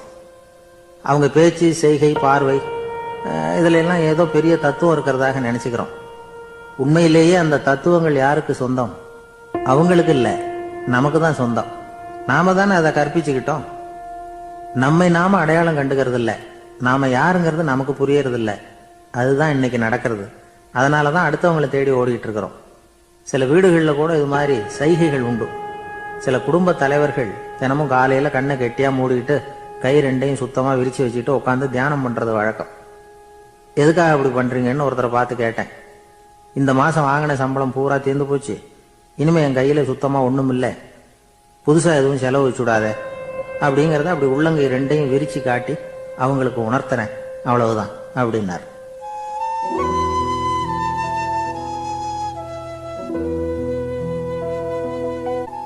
ஒரு பெரிய நினைவு மண்டபம். அதுக்கு முன்னாடி ஒரு அப்பாவும் பிள்ளையும் நின்றுகிட்டு இருக்கிறாங்க. அந்த வழியா போறவங்க வர்றவங்க எல்லாம் அந்த இடத்துல நின்று அது என்ன மண்டபம் அப்படின்னு விசாரிக்க ஆரம்பிச்சாங்க. அந்த அப்பாவும் பிள்ளையும் தான் வர்றவங்களுக்கெல்லாம் விவரம் சொல்லிட்டு இருக்கிறாங்க. அதாவது இந்த இடத்துல ஒரு பெரிய மகான் சமாதி ஆயிருக்கார், அவர் சமாதியான இடத்துல இந்த நினைவு மண்டபத்தை கட்டியிருக்கிறோம் அப்படின்னாங்க. ஊரு பூரா இந்த செய்தி பரவிச்சு. நிறைய பேர் அந்த இடத்தை தேடி வர ஆரம்பிச்சாங்க. இங்க வந்து கொஞ்ச நேரம் உட்காந்துட்டு போனா மனசுக்கு ஒரு நிம்மதி கிடைக்குது அப்படின்னாங்க. அங்க இருந்த உண்டியல்ல நிறைய காசு போட்டுட்டு போறாங்க. பணம் கிடுகிடுன்னு நிறைய சேர ஆரம்பிச்சுட்டுது. பணம் நிறைய சேர்ந்த உடனே அந்த அப்பாவுக்கும் பிள்ளைக்கும் தகராறு வந்துட்டுது. பணம் சேர்ந்தாலே சொத்து தகராறு வரத்தானே செய்யும், அது மாதிரி வந்துட்டுது. பையன் அடிக்கடி நிறைய பணம் கேட்க ஆரம்பிச்சான். அப்பா பார்த்தார், யோசனை பண்ணார், ஒரு முடிவுக்கு வந்தார். ஒரு நாள் பையனை கூப்பிட்டார். இதை பாருப்பா, நமக்குள்ள தகராறு வேணாம்.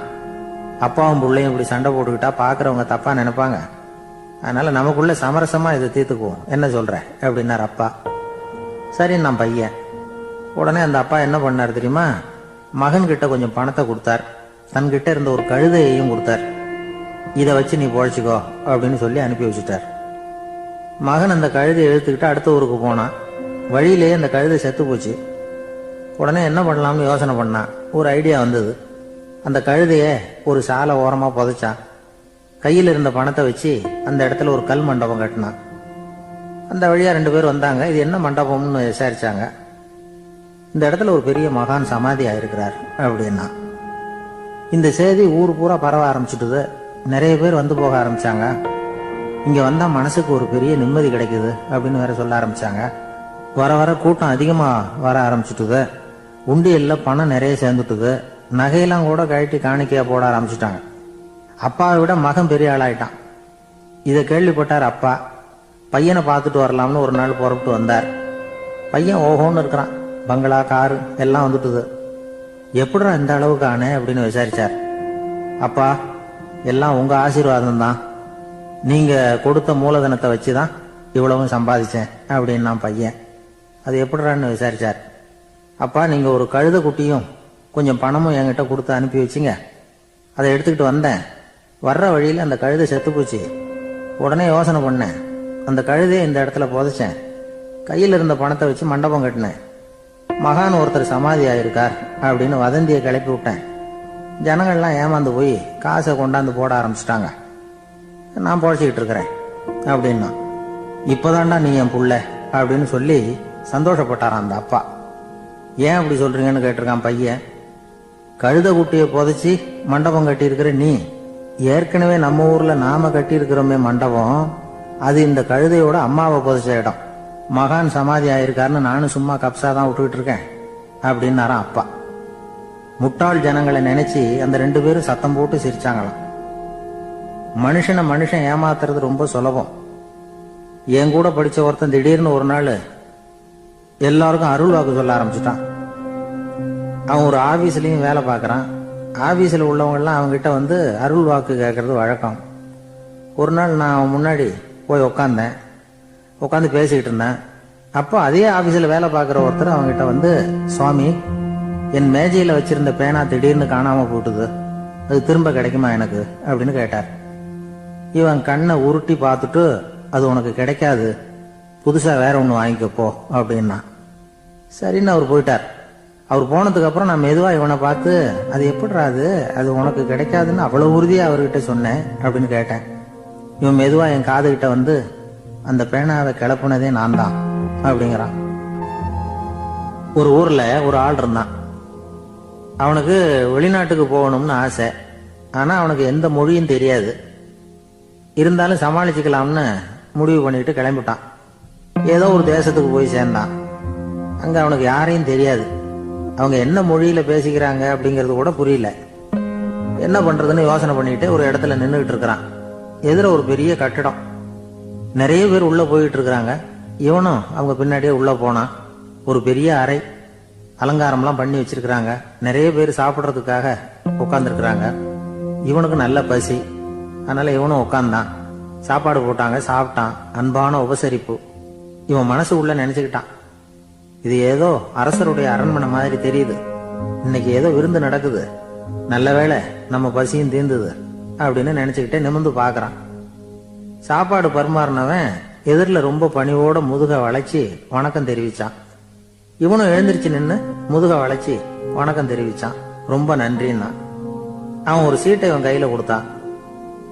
இவன் அதை வாங்கி பாக்குறான். என்ன எழுதியிருக்குன்னு ஒன்னும் புரியல. சரி, இந்த நாட்டுல தங்களுடைய நன்றியை சீட்ல எழுதி தான் கொடுப்பாங்க போல இருக்கு அப்படின்னு நினைச்சுக்கிட்டு மறுபடியும் நன்றின்னா. ஆனா அவன் காசை கொடுங்கன்னா. ஏன்னா அது ஒரு ஹோட்டல், இவன் சாப்பிட்டதுக்கான பில் அது. இவன் அதை புரிஞ்சிக்கவே இல்லை. நன்றின்னு அந்த சீட்ல எழுதி கொடுக்குறாங்க போல இருக்கு அப்படின்னு நினைச்சுக்கிட்டு அதை வாங்கி சட்டை பையில பத்திரமா வச்சுக்கிட்டு, பரவாயில்லைங்க, ரொம்ப மகிழ்ச்சின்னா. ஒரு வெளிநாட்டுக்காரனுக்கு இவ்வளவு தூரம் மரியாதை பண்றீங்களே, எங்க ஊருக்கு போனதும் உங்களை பத்தி நிறைய சொல்லுவேன் அப்படின்னா. இவன் என்ன சொல்றான்னு அவனுக்கு புரியல. இவனை பிடிச்சி அழைச்சிட்டு போய் முதலாளி முன்னாடி நிறுத்தினான். நாம சொன்னதுல இவனுக்கு ரொம்ப பெருமையா இருக்கணும் போல இருக்கு, அதுதான் பெரிய இடத்துக்கு அழைச்சிட்டு வந்திருக்கிறான் அப்படின்னு இவன் நினைச்சுக்கிறான். அவரும் பில்லுக்கான பணத்தை கொடுங்கிறாரு. பரவாயில்லைங்க, ரொம்ப மகிழ்ச்சி, நன்றிங்கிறான் இவன். அவரு பார்த்தார், இவனை நீதிமன்றத்துக்கு அனுப்பி வச்சுட்டார். இவன் என்ன நினைச்சுக்கிட்டான், நம்மளை இந்த ஊர் ராஜா முன்னாடியே அழைச்சிக்கிட்டு வந்து நிறுத்தி இருக்கிறாங்க போல இருக்கு, என்ன ஒரு பெருந்தன்மை அப்படின்னு நினைச்சுக்கிறான். நீதிபதி சொன்னார், சாப்பிட்டதுக்கான பணத்தை கொடுத்துரு, இல்லைன்னா அதுக்கான தண்டனையை அனுபவிக்க வேண்டி இருக்கும்னார். ராஜாவே நமக்கு நன்றி சொல்றாரு போல இருக்கு அப்படின்னு நினைச்சுக்கிறான் இவன். என் மகிழ்ச்சிக்கு எல்லையே இல்லைங்க அப்படின்னா. அவரு பார்த்தார், இவனுக்கு தண்டனை கொடுக்க வேண்டியதுதான் அப்படின்னு முடிவு பண்ணார். உடனே தீர்ப்பு எழுதினார். இவனை கழுதையில பின்புறமா உட்கார வைங்க, இவன் ஒரு மோசடிக்காரன் அப்படின்னு ஒரு போர்டு எழுதி அவன் கழுத்துல மாட்டுங்க, அப்புறம் அந்த கழுதையை ஊரு பூரா விரட்டுங்க அப்படின்னார். இவனுக்கு தான் மொழி புரியலையே, ஏதோ நடக்குது அப்படிங்கிறது மட்டும் புரியுது. எல்லாரும் சேர்ந்து இவனை ஒரு கழுதை மேல உட்கார வச்சாங்க. ஓஹோ, நம்மளை பாராட்டி ஒரு ஊர்வலம் நடத்துறாங்க போல இருக்கு அப்படின்னு நினைச்சுக்கிறான் இவன். எல்லாரும் சத்தம் போட்டுக்கிட்டே கையை தட்டிக்கிட்டு கழுதை பின்னாடி ஓடி வர்றாங்க. இவனுக்கு ரொம்ப உற்சாகமா இருக்குது. எல்லாருக்கும் கை கூப்பி வணக்கம் சொல்லிக்கிட்டே போறான். கூட்டத்துல திடீர்னு ஒரு தெரிஞ்ச முகம் தெரியுது. அவனுடைய தேசத்தை சேர்ந்த ஒரு ஆள் அவன். அவனை பார்த்ததும் இவனுக்கு ரொம்ப உற்சாகம். நம்ம ஊருக்கு போனதும் இங்க நமக்கு கிடைச்ச மரியாதையெல்லாம் உண்மைதான்னு சொல்றதுக்கு ஒரு சாட்சியும் கிடைச்சுட்டுது அப்படின்னு நினைச்சுக்கிறான். அவனை பார்த்து கத்தனான், நல்லா பாத்துக்க, இந்த ஊர் மக்கள் எனக்கு எப்படிப்பட்ட வரவேற்பு கொடுக்குறாங்கிறத நல்லா கவனிச்சுக்கோ அப்படிங்கிறான். அவனுக்கு அவமானமா போட்டுது. தலையை குனிஞ்சுக்கிட்டே நழுவி போயிட்டான். இவன் பார்த்தான், அவன் தலை தெரியல. ஆகா, அவனுக்கு நம்ம மேல பொறாம போல இருக்கு, அதனாலதான் காணாம போயிட்டான் அப்படின்னு நினைச்சுக்கிறான். இப்படி ஒரு வேடிக்கை கதையை பெரியவங்க சொல்றது உண்டு. கதை வேடிக்கையா இருந்தாலும் இதுல உள்ள கருத்து என்ன தெரியுமா? அந்த கழுதை மேல உட்கார்ந்து இருக்கிறானே, அது மாதிரிதான் நாமளும் அகங்காரம்ங்கிற கழுதை மேல உட்காந்துக்கிட்டு இருக்கோமா. நாமளும் கிட்டத்தட்ட அதே மாதிரி பிரம்மையில தான் இருக்கிறோமா. என்ன நடக்குதுங்கிறதே புரியறது இல்லை. அகங்காரத்துல பேசுறவனுக்கும் சித்த சுவாதீனம் இல்லாம பேசுறவனுக்கும் அதிக வித்தியாசம் இருக்கிறது இல்லை.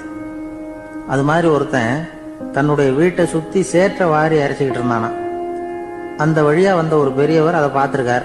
என்னப்பா பண்ணிட்டு இருக்கிற அப்படின்னு கேட்டாராம். கழுதைகளை விரட்டிக்கிட்டு இருக்கிறேன் அப்படின்னானா. இங்க கழுதைகளே காணுமே அப்படின்னாராம் அவரு.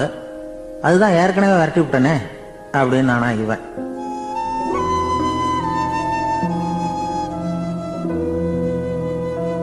ஒரு ஊர்ல 4 நண்பர்கள் இருந்தாங்க. 4 பேரும் சோம்பேறிகள். 4 பேருக்கும் எந்த வேலையும் செய்யறதுக்கு உடம்பு வளையறதில்ல. இருந்தாலும் சோம்பேறித்தனத்துல ஒருத்தருக்கு ஒருத்தர் கொஞ்சம் வித்தியாசம் உண்டு. அதுக்கு தகுந்த மாதிரி அவங்களுக்கு பேர் அமைஞ்சு போச்சு. ஒருத்தன் கால் சோம்பேறி, இன்னொருத்தன் அரை சோம்பேறி, அடுத்தவன் முக்கால் சோம்பேறி, கடைசி ஆளு முழு சோம்பேறி. இவங்க 4 பேரும் நண்பர்கள். அப்புறம் எப்படி காரியம் நடக்கும்? 4 பேரும் ஒரு வீதியில அப்படியே நடந்து போயிட்டு இருக்கிறாங்க. நல்ல பசி. எங்கேயாவது சோறு போடுவாங்களா அப்படின்னு பார்த்துக்கிட்டே வந்தாங்க. அவங்க வந்த வழியில ஒரு ரூபாய் காசு கிடந்தது தரையில. அவங்க கண்ணுல அது பட்டுது. ஆனாலும் அதை குனிஞ்சு எடுக்கணுமே, அதுக்கு சோம்பேறித்தனம். முழு சோம்பேறி பார்த்தான். பக்கத்துல வந்துகிட்டு இருந்த முக்கால் சோம்பேறி கிட்ட சொன்னானா, டேய் அதை கொஞ்சம் குனிஞ்சு எடுறா அப்படின்னானா. அவன் என்ன பண்ணான் தெரியுமா? அதுக்கு அடுத்தபடியா வந்த அரை சோம்பேறி கிட்ட சொன்னானா, டேய் நீ அதை கொஞ்சம் குனிஞ்சு எடுறா அப்படின்னானா. அவன் இவனை விட மோசம். அடுத்தவங்க கிட்ட சொல்லியிருக்கிறான். அவனும் குனியறதுக்கு தயாரா இல்ல. ஆக கூடி கடைசியில யாருமே காசை எடுக்கல. என்னத்துக்கு அனாவசியமா உடம்ப வளைச்சுக்கணும் அப்படின்னு எல்லாரும் பேசாம வந்துட்டாங்க. அவங்க பாட்டுக்கு நடந்து வந்துகிட்டே இருக்கிறாங்க. எதிரில் ஒருத்தன் வாழைப்பழத்தை வண்டியில வச்சு தள்ளிட்டே வந்தான். ரூபாய்க்கு 4 பழம்னு கூவி வித்துக்கிட்டே வர்றான். இப்ப அந்த முழு சோம்பேறி சொன்னானா, டேய் வழியில கிடந்தத ரூபா, அதையாவது எடுத்துக்கிட்டு வந்திருந்தா இப்ப இந்த பழத்தை வாங்கி ஆளுக்கு ஒண்ணு சாப்பிடலாமே அப்படின்னானா. ஆமா சாப்பிட்டுருக்கலாமே அப்படின்னாங்களாம் மற்றவங்களும். ஆனாலும் திரும்பி போய் அதை எடுக்கணும்னு யாருக்கும் தோணல. பேசாம சோர்ந்து போய் நடந்து வந்தாங்களாம். இருட்டி போச்சு. வழியில ஒரு கோவில். சரி இங்கேயே படுத்து தூங்குவோம் அப்படின்னா ஒருத்தன். அதுதான் சரின்னாங்க மற்றவங்களும். அப்படியே மண்டபத்துல படுத்துட்டாங்க. கோவில் அர்ச்சகர் வேலையெல்லாம் முடிச்சுட்டு வெளியில வந்திருக்காரு. இவங்கள பார்த்தாராம். ஏன் இப்படி சோர்ந்து போய் கிடக்குறீங்க அப்படின்னு விசாரிச்சிருக்காரு. 2 நாளாச்சுங்க நாங்க சாப்பிட்டு அப்படின்னாங்களாம். அவரு உடனே ஐயோ பாவம் அப்படின்னு சொல்லி பானை, விறகு, அரிசி, தண்ணி எல்லாம் கொடுத்து நீங்களே சமையல் பண்ணி சாப்பிட்டுக்கோங்க அப்படின்னு சொல்லிவிட்டு போயிட்டார். இந்த 4 பேருக்கும் சமையல் பண்ணி சாப்பிடணும்னு ஆசையா தான் இருந்தது. ஆனா அடுப்பு பத்த வைக்கணுமே, அதுக்கு தீப்பெட்டி வேணுமே. தீப்பெட்டி இல்ல. இப்ப முழு சோம்பேறி ஆரம்பிச்சான். அடுத்தவனை பார்த்து, டேய் கடைக்கு போய் ஒரு தீப்பெட்டி வாங்கிட்டு வாயேன் அப்படின்னு. அவன் வழக்கம் போல அடுத்தவங்க கிட்ட சொல்லியிருக்கான். அவன் அதுக்கு அடுத்தவங்க கிட்ட சொல்லியிருக்கிறான். கடைசியா கால் சோம்பேறி கிட்ட வந்து சேர்ந்தது. அவனும் அது நம்மால முடியாது அப்படின்னு பேசாம இருந்துட்டான். இப்ப தீப்பெட்டி வேணுமே, அதுக்கு என்ன பண்றது? அவங்களுக்குள்ள பேசி ஒரு முடிவுக்கு வந்தாங்களாம். அதாவது யாரு முதல்ல வாயை திறந்து பேசுறாங்களோ அவங்க தான் தீப்பெட்டி வாங்கறதுக்கு போகணும் அப்படின்னு. அவ்வளவுதான். உடனே 4 பேரும் வாயை கெட்டியா மூடிக்கிட்டு படுத்துக்கிட்டாங்க. அவங்க சமையல் பண்ணி சாப்பிட்டாங்களா என்ன அப்படிங்கிறது அர்ச்சகருக்கு தெரியல. சரி பார்த்துட்டு வரலாமேன்னு வந்தார். வந்து பாக்குறாரு, இவங்க 4 பேரும் அசையாம படுத்து கிடக்குறாங்க. அர்ச்சகர் பயந்துட்டார். ஒருவேளை பசி தாங்காம செத்து போட்டாங்களோ அப்படிங்கிற பயம். அல்லது நாம கொடுத்த உணவுப் பொருள்ல ஏதாவது விஷம் கலந்துருக்குமோ அப்படின்னு பயந்தார். அப்படின்னா நம்ம மேல பழி வந்துருமே அப்படின்னு நினைச்சு நடுங்க ஆரம்பிச்சுட்டார். அப்புறம் அவரும் ஒரு முடிவுக்கு வந்தாராம். கோவிலுக்கு பக்கத்திலேயே ஒரு பெரிய குழி இருந்தது. அதுல ஒவ்வொருத்தரையா இழுத்துக்கிட்டு போய் போட்டார். கொஞ்சம் மண்ணை தள்ளினார், காலால மிதிச்சார். அவர் மிதிச்ச மிதி ஒருத்தன் அடி வயத்துல போட்டுவிட்டது. அவன் உடனே வலி தாங்காம ஐயோ அம்மான்னு அலறினான். உடனே நடந்தது என்ன தெரியுமா? மற்ற 3 பேரும் துள்ளி எழுந்திருச்சாங்களாம். அவனை பார்த்து நீ தாண்டா தீப்பெட்டி வாங்க போகணும், நீ தாண்டா வாங்க போகணும், நீ தான் சத்தம் போட்ட அப்படின்னு சொல்லி ஆரம்பிச்சுட்டாங்களாம். அர்ச்சகர் பார்த்தார், இது பேய் மாதிரி தெரியுதுன்னு நினைச்சுக்கிட்டு ஒரே ஓட்டமா ஓடி போட்டாராம். கிராமப்புறங்கள்ல இப்படி ஒரு கதையை சொல்றது உண்டு. சோம்பல்ங்கிறது நம்ம முன்னேற்றத்துக்கு பெரிய தடை அப்படிங்கிறத நாம புரிஞ்சுக்கணும். அதுதான் இந்த கதை சொல்ற நீதி. ஒரு பள்ளிக்கூடத்துல ஒரு புதுமையான போட்டி நடந்துதான். அதாவது சோம்பேறித்தனத்துக்கு பரிசு. அதுல 2வது பரிசு யாருக்குன்னு அறிவிச்சாங்க. ஒரு பையன் எழுந்திருச்சு மெதுவா நடந்து போய் பரிசை வாங்கிட்டான். அடுத்தது முதல் பரிசு யாருக்கு அப்படின்னு அறிவிச்சாங்களாம். அவன் கடைசி வரிசையில இருந்து கத்தனானா, ஐயா அதையும் அந்த பையன் மூலமாவே கொடுத்து அனுப்பி வச்சிருங்க, இங்க வந்தது நான் வாங்கிக்கிறேன் அப்படின்னு நானா.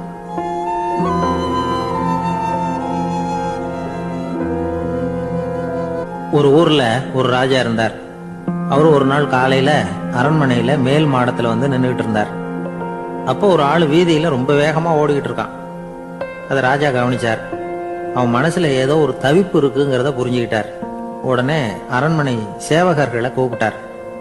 அந்த ஆளை இங்க அழைச்சிட்டு வாங்க அப்படின்னார். இவங்க ஓடி போய் அந்த ஆளை அழைச்சிட்டு வந்தாங்க. மன்னர் முன்னாடி நிறுத்தினாங்க. மன்னர் அவனை நிமிர்ந்து பார்த்தார். எதுக்காக இவ்வளவு வேகமா ஓடிக்கிட்டு இருக்கிற அப்படின்னு கேட்டார். இதுக்கு அவன் சொன்னா, மன்னா, நம்ம கோட்டையின் வடக்கு வாசல் இருக்கு இல்லையா, அது ஓரமா ஒரு பெரிய பாறாங்கல் கிடக்கு. அதுக்கு அடியில நான் ஒரே ஒரு வெள்ளி நாணயத்தை புதைச்சி வச்சிருக்கேன். அது இப்ப எனக்கு தேவைப்படுது. என்னுடைய மனைவிக்கு ஒரு பரிசு வாங்கி கொடுக்க வேண்டியிருக்கு. அதுக்காக தான் அவசரமா ஓடிட்டு இருக்கிறேன் அப்படின்னா. மன்னர் யோசனை பண்ணார். அப்புறம் சொன்னார், அதுக்காகவா இப்படி ஓடுற? பரவாயில்ல, அதை பத்தி கவலைப்படாத. நான் உனக்கு 10 வெள்ளி காசுகள் தர்றேன், வாங்கிட்டு திரும்பி போ அப்படின்னார். இவன் தலையை சொரிஞ்சான். மன்னா, நீங்க கொடுக்கறத ரொம்பவும் மகிழ்ச்சியோட வாங்கிக்கிறேன். இருந்தாலும் அதுக்கப்புறம் அந்த வடக்கு வாசலுக்கு போய் அங்க இருக்கிற ஒரு நாணயத்தையும் எடுத்துக்கிட்டு போயிடுறேனே அப்படின்னாங்க. இத பாருப்பா, அந்த ஒரு நாணயத்தை மறந்துடும், உனக்கு 100 வெள்ளி நாணயங்கள் தரேன் இருக்காரு. மன்னா, ரொம்ப மகிழ்ச்சி. உங்க மாதிரி தாராள குணம் வேற யாருக்கும் வராது. நீங்க கொடுக்கற 100 நாணயங்களையும் வாங்கிக்கிறேன். இருந்தாலும் வடக்கு வாசலுக்கு போய் அதையும் எடுத்துக்கிட்டா 101 ஆயிடுமே அப்படின்னானா. இத பாருப்பா, அந்த ஒரு நாணயத்தை மறந்துடும், அது எக்கேடாவது கெட்டு போட்டோம். நான் உனக்கு 100 பொற்காசுகள் தரேன், அதையாவது வாங்கிட்டு வந்த வழியிலேயே திரும்பி போடுன்னாராம். தங்க நாணயங்களே தரேன்னு சொல்றீங்க, தாராளமா வாங்கிக்கிறேன். இருந்தாலும் வடக்கு வாசலுக்கு போய் அப்படின்னு மறுபடியும் ஆரம்பிச்சான். அரசர் வந்து பொறுமை இழந்துட்டார். கடைசியா ஒரு முடிவுக்கு வந்துட்டார். இத பாருப்பா, உனக்கு என்னுடைய ராஜ்யத்திலேயே பாதியை கொடுத்துடுறேன், அப்படியாவது திருப்தியா திரும்பி போ அப்படின்னாராம். மன்னா, உங்களுடைய பெருந்தன்மைக்கு ஈடு இணையே கிடையாது. தேசத்திலேயே பாதி பிரிச்சு கொடுக்குறேன்னு சொல்றீங்க, அதனால உங்ககிட்ட ஒரு சின்ன வேண்டுகோள் அப்படின்னானா. சொல்லுன்னாராம் மன்னர் ஆர்வமா. இவன் மெதுவா ஆரம்பிச்சான். அப்படி இந்த ராஜ்யத்தை 2ஆ பிரிக்கிறப்போ அந்த வடக்கு வாசல் இருக்கிற பக்கத்தை என்கிட்டயே கொடுத்துருங்க அப்படின்னானா. மன்னர் அசந்து போயிட்டார். இந்த கதை எதுக்காகன்னு கேட்டா, மனம்ங்கிறது ஒரு குரங்குங்கிறத புரிஞ்சுக்கிறதுக்காகத்தான். உன்னை புடிச்சுக்கிட்டா லேசில விடாது. அப்படிப்பட்ட மனச அறிவு தான் வழி நடத்தணும். அதுலதான் வாழ்க்கையின் வெற்றி அடங்கி இருக்குது. ஒரு சின்ன பையன் தெருவில் அழுதுகிட்டு இருந்தான். ஏன்பா அழுவுறேன்னு ஒரு பெரியவர் கேட்டார். 1 ரூபா காசை எங்க தொலைச்சுட்டேன் அப்படின்னா. சரி, அதுக்காக அழாத, அதுக்கு பதிலா 10 ரூபா தரேன், இந்தா வச்சுக்கோன்னு கொடுத்தாரு. இந்த 10 ரூபாய வாங்கி சட்டப்பையில போட்டுக்கிட்டு அதை விட அதிகமா சத்தம் போட்டு அழ ஆரம்பிச்சுட்டான். மறுபடியும் ஏன்டா அழறேன்னு கேட்டார் பெரியவர். அந்த 1 ரூபாயும் கிடைச்சிட்டுதுன்னா இப்ப என்கிட்ட 11 ரூபா இருக்குமே, இப்போ 10 ரூபா தானே இருக்கு அப்படின்னு சொல்லிவிட்டு அழறான். என்னுடைய நண்பர் ஒருத்தர், அவருக்கு ஜாதகத்துல நம்பிக்கை உண்டு. அவரே ஜோசியம்லாம் பார்ப்பார். என்ன சார் இந்த காலத்துல இதையெல்லாம் நம்பிக்கிட்டு இருக்கீங்களே அப்படின்னு கேட்டா, உங்களுக்கு ஒன்றும் தெரியாது சார். இந்த உலகத்துல ஒவ்வொருத்தரும் அவங்கவங்க செய்யற நல்லது கெட்டதுக்கு தகுந்த பலனை அனுபவிச்சே தீரணும் பார். அது மட்டும் இல்ல, ஒருத்தர் செத்துட்டா கூட அவன் செஞ்ச பாவ புண்ணியங்கள் கூடவே போய்கிட்டு இருக்கும் பார். அது எப்படி கூட போவோம் அப்படின்னு குதர்க்கமா கேட்டா அதுக்கு அவர் ஒரு கதை சொன்னார். அது ரொம்ப சுவாரஸ்யமா இருந்தது. அது என்ன கதைன்னா, ஒரு ஊர்ல ஒருத்தர் இருந்தாராம். அவர் ஜோசியம் பார்க்கறதுல ரொம்ப கெட்டிக்காரரான். ஒருத்தருடைய தலைமுடியை மட்டும் அவர்கிட்ட காட்டினா போதும், அதை மட்டும் பார்த்துட்டு அவருடைய ஜாதகத்தையே அலசி விடுவாராம். அப்பேற்பட்ட திறமை. அந்த ஆள் ஒரு சமயம் கன்னியாகுமரி கடற்கரைக்கு போயிருந்திருக்கார். அங்க கரை ஓரமா ஒரு மண்டை ஓடு கிடந்திருக்கு. அதை எடுத்து பார்த்திருக்கார். அந்த மண்டை ஓட்டை வச்சுக்கிட்டே அதோட ஜாதகத்தை அலசியிருக்கார். இந்த மண்டை ஓட்டுக்கு உரிய ஆசாமி வாழ்க்கையில ரொம்ப கஷ்டப்பட்டிருக்கணும், நிறைய கஷ்டத்தை அனுபவிச்சிருக்கணும். அது தாங்க முடியாம தான் கடல்ல விழுந்து தற்கொலை பண்ணிட்டு இருக்கான் அப்படிங்கறத அவரு கணிச்சுட்டார். இருந்தாலும் இந்த மண்டை ஓடு இன்னமும் அனுபவிக்க வேண்டியது பாக்கி இருக்கு அப்படிங்கறத அவர் உணர்ந்தாராம். அது சரி, ஒருத்தன் உயிரோடு இருக்கிற வரைக்கும் நல்லது கெட்டதை அனுபவிக்க முடியும், செத்ததுக்கு அப்புறமும் பாக்கி இருக்குன்னா அதை எப்படி அனுபவிக்கிறது? இந்த மண்டை ஓட்டுக்கு இன்னும் கொஞ்சம் பாக்கி இருக்குங்கிறது அவருக்கு புரிஞ்சதே தவிர அதோட அர்த்தம் என்னங்கிறது சரியா விளங்கல. சரி, இதை இன்னும் கொஞ்சம் விவரமா ஆராய்ச்சி பண்ணுவோம் அப்படின்னு நினைச்சுக்கிட்டு அதை தன்னுடைய வீட்டுக்கு எடுத்துட்டு போயிட்டார். அந்த மண்டை ஓட்டை ஒரு பெட்டியில வச்சு பூட்டினார். தன்னுடைய தனி அறையில அதை பத்திரமா வச்சுக்கிட்டார்.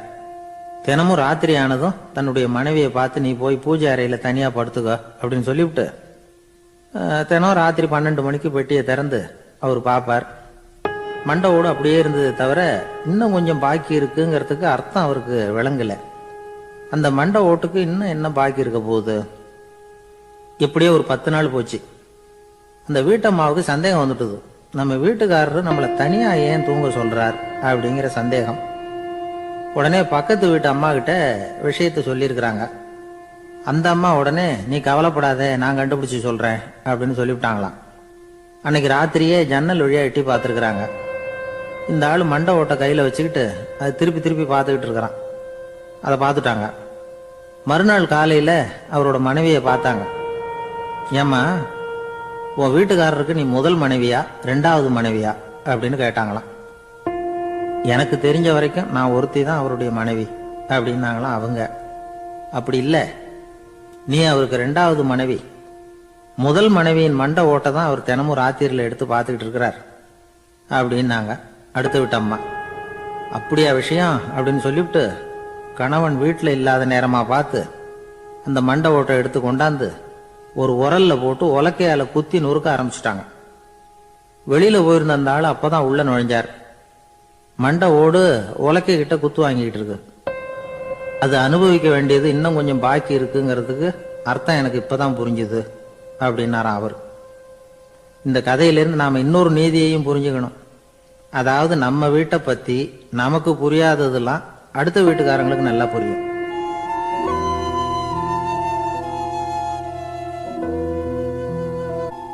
ஒரு ஊர்ல ஒரு ஆள் இருந்தான். அவன் ஒரு நாள் கோயிலுக்கு போனான். கடவுள்கிட்ட வேண்டிக்கிட்டான், எனக்கு ஒரு 1 லட்சம் ரூபா நீ கொடுத்தா நான் உன் சன்னதியில ஒரு தேங்காய் உடைக்கிறேன் அப்படின்னு வேண்டிக்கிட்டான். கடவுள் பார்த்தார். உடனே அவன் கண் முன்னாடி தோன்றினார். இந்தா நீ கேட்ட 1 லட்சம் ரூபாய் அப்படின்னு சொல்லி அவன் கையில பணத்தை கொடுத்துட்டு மறைஞ்சிட்டார். இவனால நம்பவே முடியல. இவ்வளவு சுலபமா கிடைக்கும்னு தெரிஞ்சிருந்தா அனாவசியமா ஒரு தேங்காய் உடைக்கிறேன்னு வேண்டி இருக்க வேண்டியது இல்லையே அப்படின்னு நினைச்சான்.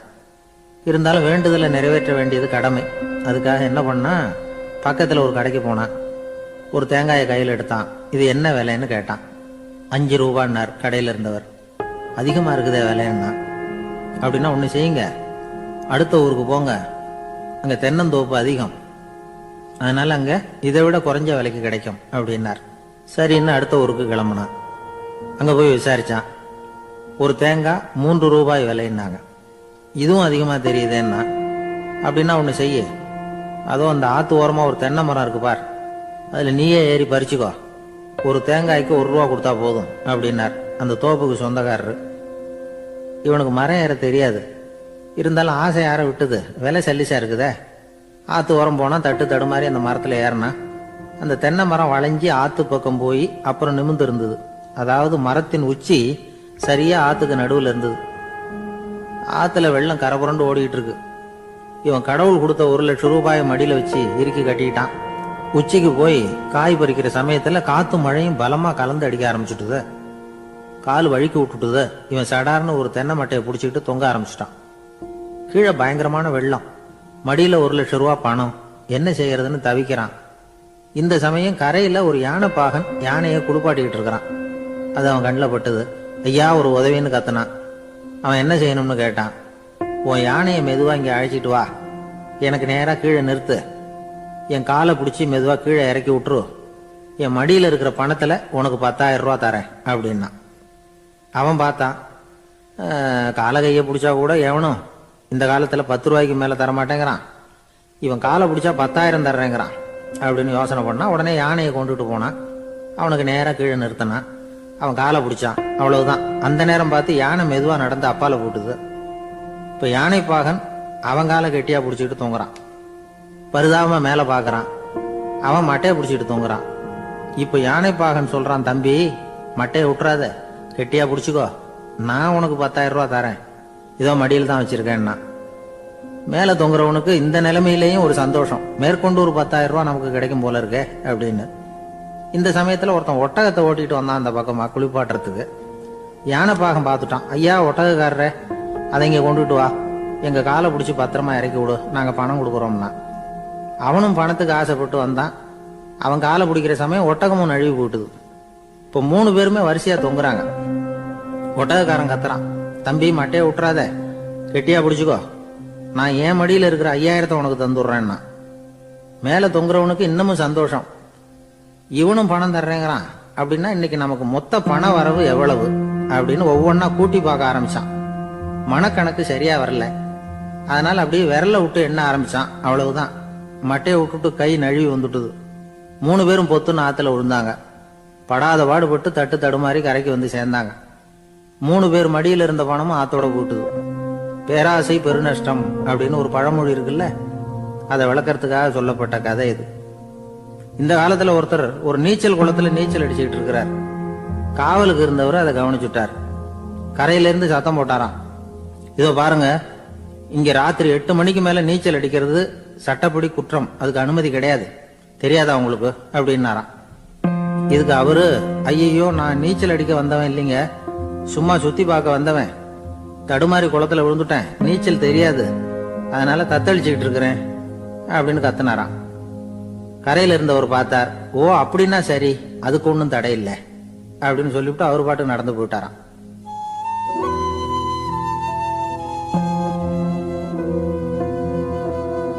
ஒரு ஊர்ல ஒரு ஆள் இருந்தான். நிறைய பணம் சேர்த்தான். அவனுக்கு சம்பாதிக்க தெரியுமே தவிர செலவு பண்ண தெரியாது. மகா கஞ்சன். காசை கையில எடுக்கவும் மாட்டான். எடுத்தா செலவு செய்ய வேண்டியிருக்குமே, அதனால இப்படியே அவன் காலத்தை ஓட்டி விட்டான். வயசாயிட்டுது. அவனுடைய மனைவி ஒரு நாள் கேட்டாங்க, இவ்வளவு நாளா நீங்க என்ன எங்கேயுமே அழைச்சிட்டு போனதில்லை, இப்போவாவது அழைச்சிட்டு போகக்கூடாதா அப்படின்னாங்க. எங்க போகணும் சொல்லுன்னா. காசிக்கு போகணும், கங்கையில குளிக்கணும்னாங்க. இவன் பார்த்தான், இதுக்கு ஏன் அவ்வளவு தூரம் செலவு பண்ணிட்டு போகணும், நம்ம ஊர் ஆத்துலயே குளிக்கலாமே, இதுவும் புண்ணிய நதி தான், இங்க குளிச்சா அங்க குளிச்ச பலன் கிடைச்சிரும் அப்படின்னா. சரின்னு 2 பேரும் ஆத்தங்கரைக்கு போனாங்க. அன்னைக்கு ஏதோ விசேஷம், நிறைய கூட்டம், நிறைய பேர் குளிச்சுக்கிட்டு இருக்கிறாங்க. கரையில சில புரோகிதர்கள் நின்றுகிட்டு இருக்கிறாங்க. குளிக்கிறதுக்கு முந்தி அவங்க கிட்ட உட்காந்தா ஏதோ மந்திரம்லாம் சொல்லுவாங்க, கொஞ்சம் காசு கொடுக்க வேண்டியிருக்கும். அதனால இவன் என்ன பண்ணா, ஆத்தங்கரையிலேயே கொஞ்சம் தூரம் போனான். ஊரை விட்டு தள்ளி வந்துட்டான். அங்க யாருமே இல்லை. அப்பாடான்னு சந்தோஷப்பட்டான். குளிக்கலாம்னு புறப்பட்டான். இந்த நேரம் கடவுள் பார்த்தார், இந்த கஞ்சனுக்கு ஏதாவது புத்தி போகட்டணும் அப்படின்னு நினைச்சார். உடனே ஒரு புரோகிதர் மாதிரி உருவத்தை மாத்திக்கிட்டு அந்த ஆள் முன்னாடி வந்து நின்னார். அவனுக்கு அதிர்ச்சி, இங்க யாருமே இருக்க மாட்டாங்கன்னு நினைச்சா இங்கேயுமே ஒரு ஆள் வந்துட்டாரு, என்ன பண்றதுன்னு யோசனை பண்ணான். புரோகிதர் உருவத்தில் இருந்த கடவுள் சொன்னார், இதை பாருங்க, இன்னைக்கு விசேஷ நாள், நீராடுறதுக்கு முன்னாடி சுயகல்பம் பண்ணிக்கிறது ரொம்ப நல்லது அப்படின்னார். என்கிட்ட பணம் எதுவும் இல்லையேன்னா. பரவாயில்ல, அப்புறமா கொடுங்க, வாங்கிக்கிறேன், ஆனா ஒண்ணு, எவ்வளவு கொடுப்பீங்கிறத மட்டும் இப்பவே சொல்லிவிடுங்க அப்படின்னார். இவன் ரொம்ப யோசனை பண்ணான். ஒரு 10 பைசா தரேன் அப்படின்னா. சரின்னு ஒத்துக்கிட்டு எல்லா கிரியைகளையும் அவர் செஞ்சார். அதுக்கப்புறம் கணவனும் மனைவியும் ஆத்துல குளிச்சாங்க. அவர் போயிட்டார். கொஞ்ச நாள் கழிச்சு அவன் வீட்டுக்கு வந்தார் கடனை வசூல் பண்றதுக்கு. வாசல்ல நின்றுகிட்டு இருந்த அவன் மனைவி இவரை பார்த்ததும் தயங்க ஆரம்பிச்சாங்க. அந்த அம்மா கிட்ட விஷயத்த சொன்னார். அந்த அம்மா ஓடி போய் உள்ள இருக்கிற தன்னுடைய கணவர்கிட்ட சொன்னாங்க. அவன் யோசனை பண்ணான், இப்ப வெளியில போனா அவனுக்கு 10 காசு கொடுக்க வேண்டியிருக்கும், அதனால எனக்கு காய்ச்சல்னு அந்த ஆளுகிட்ட சொல்லிவிடு, இன்னொரு சந்தர்ப்பத்துல என்ன வந்து பார்க்க சொல்லு அப்படின்னா. அந்த அம்மா போய் சொன்னாங்க. அப்படிங்களா, அப்படின்னா அவரை நான் உடனே போய் பார்க்கணுமே அப்படின்னு உள்ள நுழைய ஆரம்பிச்சார். அவங்க மறுபடியும் இருங்க இருங்க தான் வரேன்னு சொல்லிவிட்டு உள்ள ஓடி விஷயத்த சொன்னாங்க. இது எதுடா வம்பா போச்சு அப்படின்னு பார்த்தான். மனைவியை கிட்டத்துல கூப்பிட்டான். இதோ பாரு, ஜன்னி கண்டு நான் இறந்து போயிட்டதா சொல்லிவிடு அப்படின்னா சொன்னாங்க. புரோகிதர் பார்த்தார். அப்படின்னா ஒரு வழியா இருந்து அவருடைய இறுதி சடங்குகளையும் நானே முடிச்சுட்டு போயிடுறேன் அப்படின்னார். உள்ள இருந்தவன் யோசனை பண்ணான், அந்த ஆளு என்ன விடமாட்டான் போல இருக்கு, அதனால ஒரு சவப்பெட்டியில என்னை வச்சு தூக்கிக்கிட்டு மயானத்துக்கு போங்க பாத்துக்கலாம் அப்படின்னா. புரோகிதரும் விடுற மாதிரி இல்லை, கூடவே நடந்து போயிட்டு இருக்கிறார். அங்க இறக்கி சடங்குகளை முடிச்சுட்டு தீ வைக்கிற நேரம் பொட்டிக்குள்ள இருந்த நம்ம ஆளு அலறி அடிச்சுட்டு வெளியில ஓடி வந்தான். புரோகிதர் உருவத்தில் இருந்த கடவுள் சிரிச்சார், தன்னுடைய சுய உருவத்தை காட்டினார். அதுக்கப்புறம் அவனை கூப்பிட்டு, இத பாருப்பா, ஏன் இப்படி அல்லாடுற, ஏதாவது வரம் வேணும்னா கேள்தரேன் அப்படின்னார். அவன் யோசனை பண்ணான். பகவானே, ஒரே ஒரு வரம் தான் உங்ககிட்ட கேட்கணும்னா. என்ன வேணும் கேளுன்னார். அந்த 10 பைசா தட்சணையை தள்ளுபடி பண்ணா போதும் அப்படின்னா. கடவுளும் சரின்னு சொல்லிட்டு போயிட்டார். இப்படி ஒரு கதையை சுவாமி சிவானந்தர் சொல்லியிருக்கிறார். செல்வந்தர்கள் பல பேர் இப்படித்தான் இருக்கிறாங்க. தாங்களும் அனுபவிக்க மாட்டாங்க, அடுத்தவங்களுக்கும் கொடுக்க மாட்டாங்க. இது மாதிரியான கஞ்சர்களுக்கு இந்த உலகம் இல்லை அந்த உலகம் இல்லைங்கிறார் அவர். இந்த கதையில கடவுள் கடன் வசூலுக்கு வந்தது மாதிரி நம்ம ஊர் ஆள் ஒருத்தன் இன்னொருத்தர்கிட்ட 10 பைசா கடன் கொடுத்துட்டான். திருப்பி வாங்கறதுக்கு நடையா நடக்கிறான். கடைசியா கேட்டான், நீ எப்பதான் கடனை திருப்பி தரப்போற, அதை முடிவா சொல்லுன்னா. வர்ற வியாழக்கிழமை கண்டிப்பா கொடுத்துருவேன் அப்படின்னானா அவன். அன்னைக்கு நான் ஊர்ல இருக்க மாட்டேனே அப்படின்னானா இவன். அதனால என்ன, நானும் தான் அன்னைக்கு ஊர்ல இருக்க மாட்டேன் அப்படின்னா. ஒரு ஊர்ல ஒருத்தர் இருந்தான். ஏதோ ஒரு சின்ன அலுவலகத்துல வேலை பார்த்துக்கிட்டு இருந்தான். ரொம்ப ஏழை. வர்ற கொஞ்சம் வருமானத்தை வச்சு வாழ்க்கையை ஓட்டிக்கிட்டு இருந்தான். ஒரு நாள் தெரு வழியா அவன் நடந்து வந்துகிட்டு இருக்கிறான். தெருவில் ஒரு காசு கிடந்தது. அதை பார்த்துட்டான். அது குனிஞ்சு எடுத்தான். அது ஒரு பழங்கால காசு. அந்த காசு நடுவில் ஒரு துளை இருந்தது. அதாவது துளையிட்ட நாணயம். பழங்காலத்தில் புழக்கத்தில் இருந்த ஒரு நாணயம் அது. துளையிட்ட நாணயம் கிடைச்சதுன்னா ரொம்ப நல்லது, அது அதிர்ஷ்டம் அப்படின்னு ஒரு நம்பிக்கை உண்டு. இவன் கையில் அது கிடைச்சதும் ரொம்ப சந்தோஷப்பட்டான். இனிமே என்னுடைய கஷ்டம்லாம் தீரப்போகுது, அதிர்ஷ்டம் என்னை தேடி வரும், நான் பணக்காரன் ஆயிடுவேன் அப்படின்னு சொல்லிட்டு அந்த காசை தன்னுடைய கோட்டு பையில பத்திரமா போட்டு வச்சுக்கிட்டான். அடிக்கடி அதை தொட்டு பார்த்துக்கிறது உண்டு, வெளியில் எடுக்க மாட்டான். இப்படியே கொஞ்ச காலம் ஆச்சு. அதுக்கப்புறம் என்னாச்சு தெரியுமா, நிஜமாவே அதிர்ஷ்டம் அவனை தேடி வர ஆரம்பிச்சுட்டு செல்வம் வந்து குவிஞ்சது. பணம், பதவி, புகழ் எல்லாம் வந்து சேர்ந்தது. சமூகத்துல அவன் ஒரு பெரிய மனுஷன் ஆயிட்டான். எல்லாரும் அவனை பாராட்டினாங்க. அவன் எதை தொட்டாலும் வெற்றி, எல்லாம் அந்த காசோட மகிமை அப்படின்னு அவன் மனசுக்குள்ள நினைச்சுக்கிட்டான். தினமும் காலையில இந்த கோட்டை போட்டுக்கிட்டு தான் வெளியில கிளம்புவான். புறப்படுறதுக்கு முன்னாடி கோட்டு பாக்கெட்டை தொட்டு பார்த்துக்குவான், உள்ள காசு இருக்கா அப்படிங்கிறத உறுதிப்படுத்திக்குவான். அதுக்கப்புறம் தான் வெளியில கிளம்புவான். இப்படியே பல வருஷம் ஓடி போச்சு. ஒரு நாள் அவனுக்கு அந்த ஆசை வந்துட்டுது. அதாவது அந்த துளையிட்ட நாணயத்தை எடுத்து கண்ணால பார்க்கணும் அப்படின்னு. காலையில சாப்பிட்டுக்கிட்டு இருந்தான். அப்போ தன்னுடைய மனைவி கிட்ட சொன்னான், ரொம்ப நாளைக்கு அப்புறம் என்னுடைய அந்த நாணயத்தை இன்னைக்கு வெளியில எடுத்து பார்க்க போறேன்னா. என்னத்துக்கு அது, இப்ப அதை பார்க்க வேணாமே அப்படின்னு மெதுவா இழுத்தாங்க அந்த அம்மா. இல்ல இல்ல, நான் பார்த்தே தீரணும் அப்படின்னு அவன் தன்னுடைய சட்டை பைக்குள்ள கையை விட்டான். உள்ள இருந்த நாணயத்தை வெளியில எடுத்தான். பார்த்தா அவனுக்கு ஆச்சரியமா போச்சு. அந்த நாணயத்துல தொலையே இல்லை. என்ன ஆச்சு அப்படின்னு சொல்லி அவன் ரொம்ப குழம்பி போயிட்டான். இப்போ அந்த அம்மா சொன்னாங்க, நான் தான் ஒரு நாள் உங்க கோட்டு ரொம்பவும் தூசியா இருக்கேன்னு சொல்லி அதை ஜன்னலுக்கு வெளியில உதறினேன். உள்ள இருந்த அந்த காசு அப்ப எனக்கு தெரியாது, ஞாபகத்துல இல்லை. அது தெருவில் விழுந்துட்டது போல இருக்கு. அதுக்கப்புறம் எவ்வளவோ தேடி பார்த்தேன், கிடைக்கல. அதுக்குள்ள அதை யாரோ எடுத்துட்டு போயிட்டாங்க போல இருக்கு.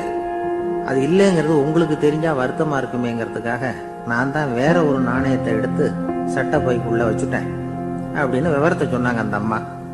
இது எப்ப நடந்ததுன்னு கேட்டான். உங்களுக்கு அந்த காசு கிடைச்சதே அன்னைக்கு மறுநாளே இது நடந்து போச்சு அப்படின்னாங்களாம். இத கொஞ்சம் யோசனை பண்ணி பாருங்க. அவனுக்கு அதிர்ஷ்டத்தை கொடுத்தது அந்த நாணயம் இல்லை, அவனுடைய நம்பிக்கை, அதாவது தன்னம்பிக்கை. அதுதான் வேலை செஞ்சிருக்கு. இதுல இருந்து நாம தெரிஞ்சுக்க வேண்டியது என்னன்னா, வாழ்க்கையில முன்னேற நினைக்கிறவங்களுக்கு தன்னம்பிக்கை ரொம்ப முக்கியம். அது இல்லைன்னா முன்னேற முடியாது. ஒருத்தன் சொன்னானா, நான் எப்பவுமே என்னதான் சார் நம்புவேன், மத்தவங்கள நம்ப மாட்டேன்.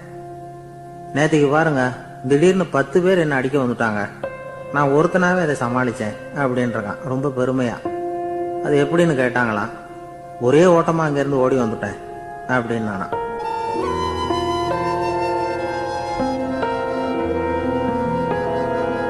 ஒரு ஊர்ல ஒருத்தர் இருந்தார், ரொம்ப நல்லவர். யாருக்காவது ஏதாவது கொடுத்துக்கிட்டே இருப்பார், கொடையாளி.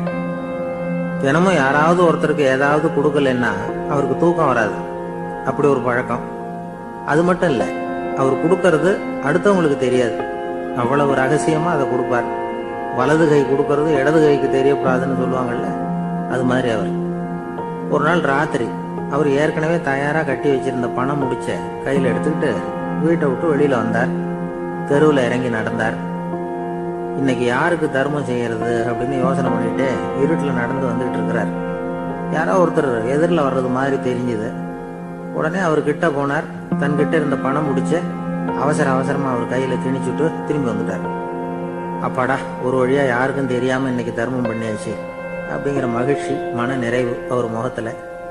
நிம்மதியா தூங்கினார். அப்புறம் எழுந்திருச்சார். மறுநாள் காலையில ஊரு பூரா ஒரே பேச்சு. என்ன பேச்சுன்னா, நேத்து ராத்திரி ஒரு திருடன் கையில யாரோ பணத்தை கொடுத்துட்டு போயிருக்கிறாங்க அப்படின்னு எல்லாரும் பேசிட்டு இருக்கிறாங்க. இத கேள்விப்பட்டதும் அந்த பெரியவருக்கு ரொம்ப வருத்தமா போச்சு.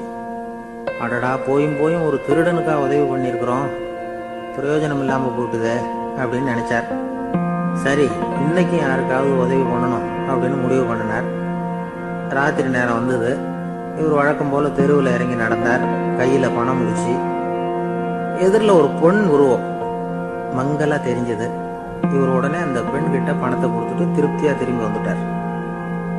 மறுநாள் காலையில ஊரு பூரா என்ன பேசிக்கிட்டாங்க தெரியுமா? நேத்து ராத்திரி நெறி தவறி நடக்கிற ஒரு பெண்ணின் கையில யாரோ பணத்தை வச்சுட்டு போயிருக்கிறாங்க அப்படின்னு எல்லாரும் பேசிக்கிறாங்க. அடடா, இன்னைக்கும் தவறுதலா நடந்து போச்சு அப்படின்னு ஒரு வருத்தப்பட்டார். இருக்கட்டும், இன்னைக்கும் ஏதாவது தர்மம் பண்ணுவோம் அப்படின்னு நினைச்சுக்கிட்டாரு. 3வது நாள் ராத்திரியும் புறப்பட்டார். இப்பவும் எதிரில் ஒருத்தர் வந்தார். இவர் பணத்தை கொடுத்தார், திரும்பி வந்துட்டார். மறுநாள் மக்கள் என்ன பேசிக்கிட்டாங்கன்னா, நேத்து ராத்திரி ஒரு செல்வந்தர் கையில யாரோ பணத்தை கொடுத்துட்டு போயிருக்கிறாங்க அப்படின்னு பேசிக்கிட்டாங்களாம். அவருக்கு ரொம்ப வருத்தமா போயிட்டுது. என்ன இது, தினம் இப்படி ஆகிட்டு இருக்குதே அப்படின்னு நினைச்சுக்கிட்டே படுத்து தூங்கினார். அன்னைக்கு ராத்திரி ஒரு கனவு. அந்த கனவுல இறைவன் வந்து சொன்னாராம், இதோ பாருப்பா, நீ கொடுத்த தர்மம் வீணா போயிடல. உன்கிட்ட பணம் வாங்கின அந்த திருடன் திருந்திட்டான், அந்த பொண்ணும் திருந்திட்டா, அந்த செல்வந்தனும் கொடையாளி ஆயிட்டான், எல்லாருக்கும் உதவி பண்ண ஆரம்பிச்சுட்டான் அப்படின்னு சொன்னாராம். இந்த கதையை சொன்னவர் யாருன்னா நபிகள் நாயகம். இதுல உள்ள கருத்து என்னன்னா, நல்ல மனசோட தர்மம் பண்ணுனா அது வீணா போறதில்லை. இன்னொரு கருத்து, தர்மம் வந்து தன்னை மட்டுமல்ல அடுத்தவங்களையும் தீமையிலிருந்து காப்பாற்றும். இதுதான் நாம புரிஞ்சுக்க வேண்டியது. இந்த காலத்திலயும் இது மாதிரி சில சம்பவங்கள் நடக்கிறது உண்டு. ஒரு பெரியவர் இருட்டுல நடந்து வந்துகிட்டு இருந்தாரு. எதிரில் வந்த ஒருத்தன் வலு கட்டாயமா அவர் கையை பிடிச்சி ஒரு பண முடிப்பை கொடுத்து வச்சுக்க சொல்லிவிட்டு விலகி போட்டான். பெரியவருக்கு ஆச்சரியம், இந்த காலத்திலயும் இப்படி வலது கை கொடுக்கறது இடது கைக்கு தெரியக்கூடாதுன்னு நினைக்கிற கொடையாளிகள் உண்டு போல இருக்கு அப்படின்னு யோசனை பண்ணிக்கிட்டே நடந்தார். கொஞ்சம் தூரம் போயிருப்பாரு. அதுக்குள்ள அதே ஆள் திரும்பி வந்தான். கொடுத்த பண முடிப்பை திருப்பி கொடுங்க அப்படின்னு கேட்டு வாங்கிட்டான். இவருக்கு ஒன்றும் புரியல. ஏன் இப்படி பண்றேன்னார். அது ஒண்ணும் இல்லைங்க, கொஞ்ச நேரம் இதை உங்ககிட்ட கொடுத்து வச்சிருந்தேன், அவ்வளவுதான் அப்படின்னா. ஏன்னு கேட்டார். என்னை பின்னாடி போலீஸ் தேடிக்கிட்டு வந்துகிட்டு இருக்குது, அதுதான் அப்படி பண்ணேன், இப்போ போயிட்டுது, இனிமே ஒன்றும் பயம் இல்லை அப்படின்னு சொல்லிவிட்டு அவன் பாட்டுக்கு நடந்து போறான்.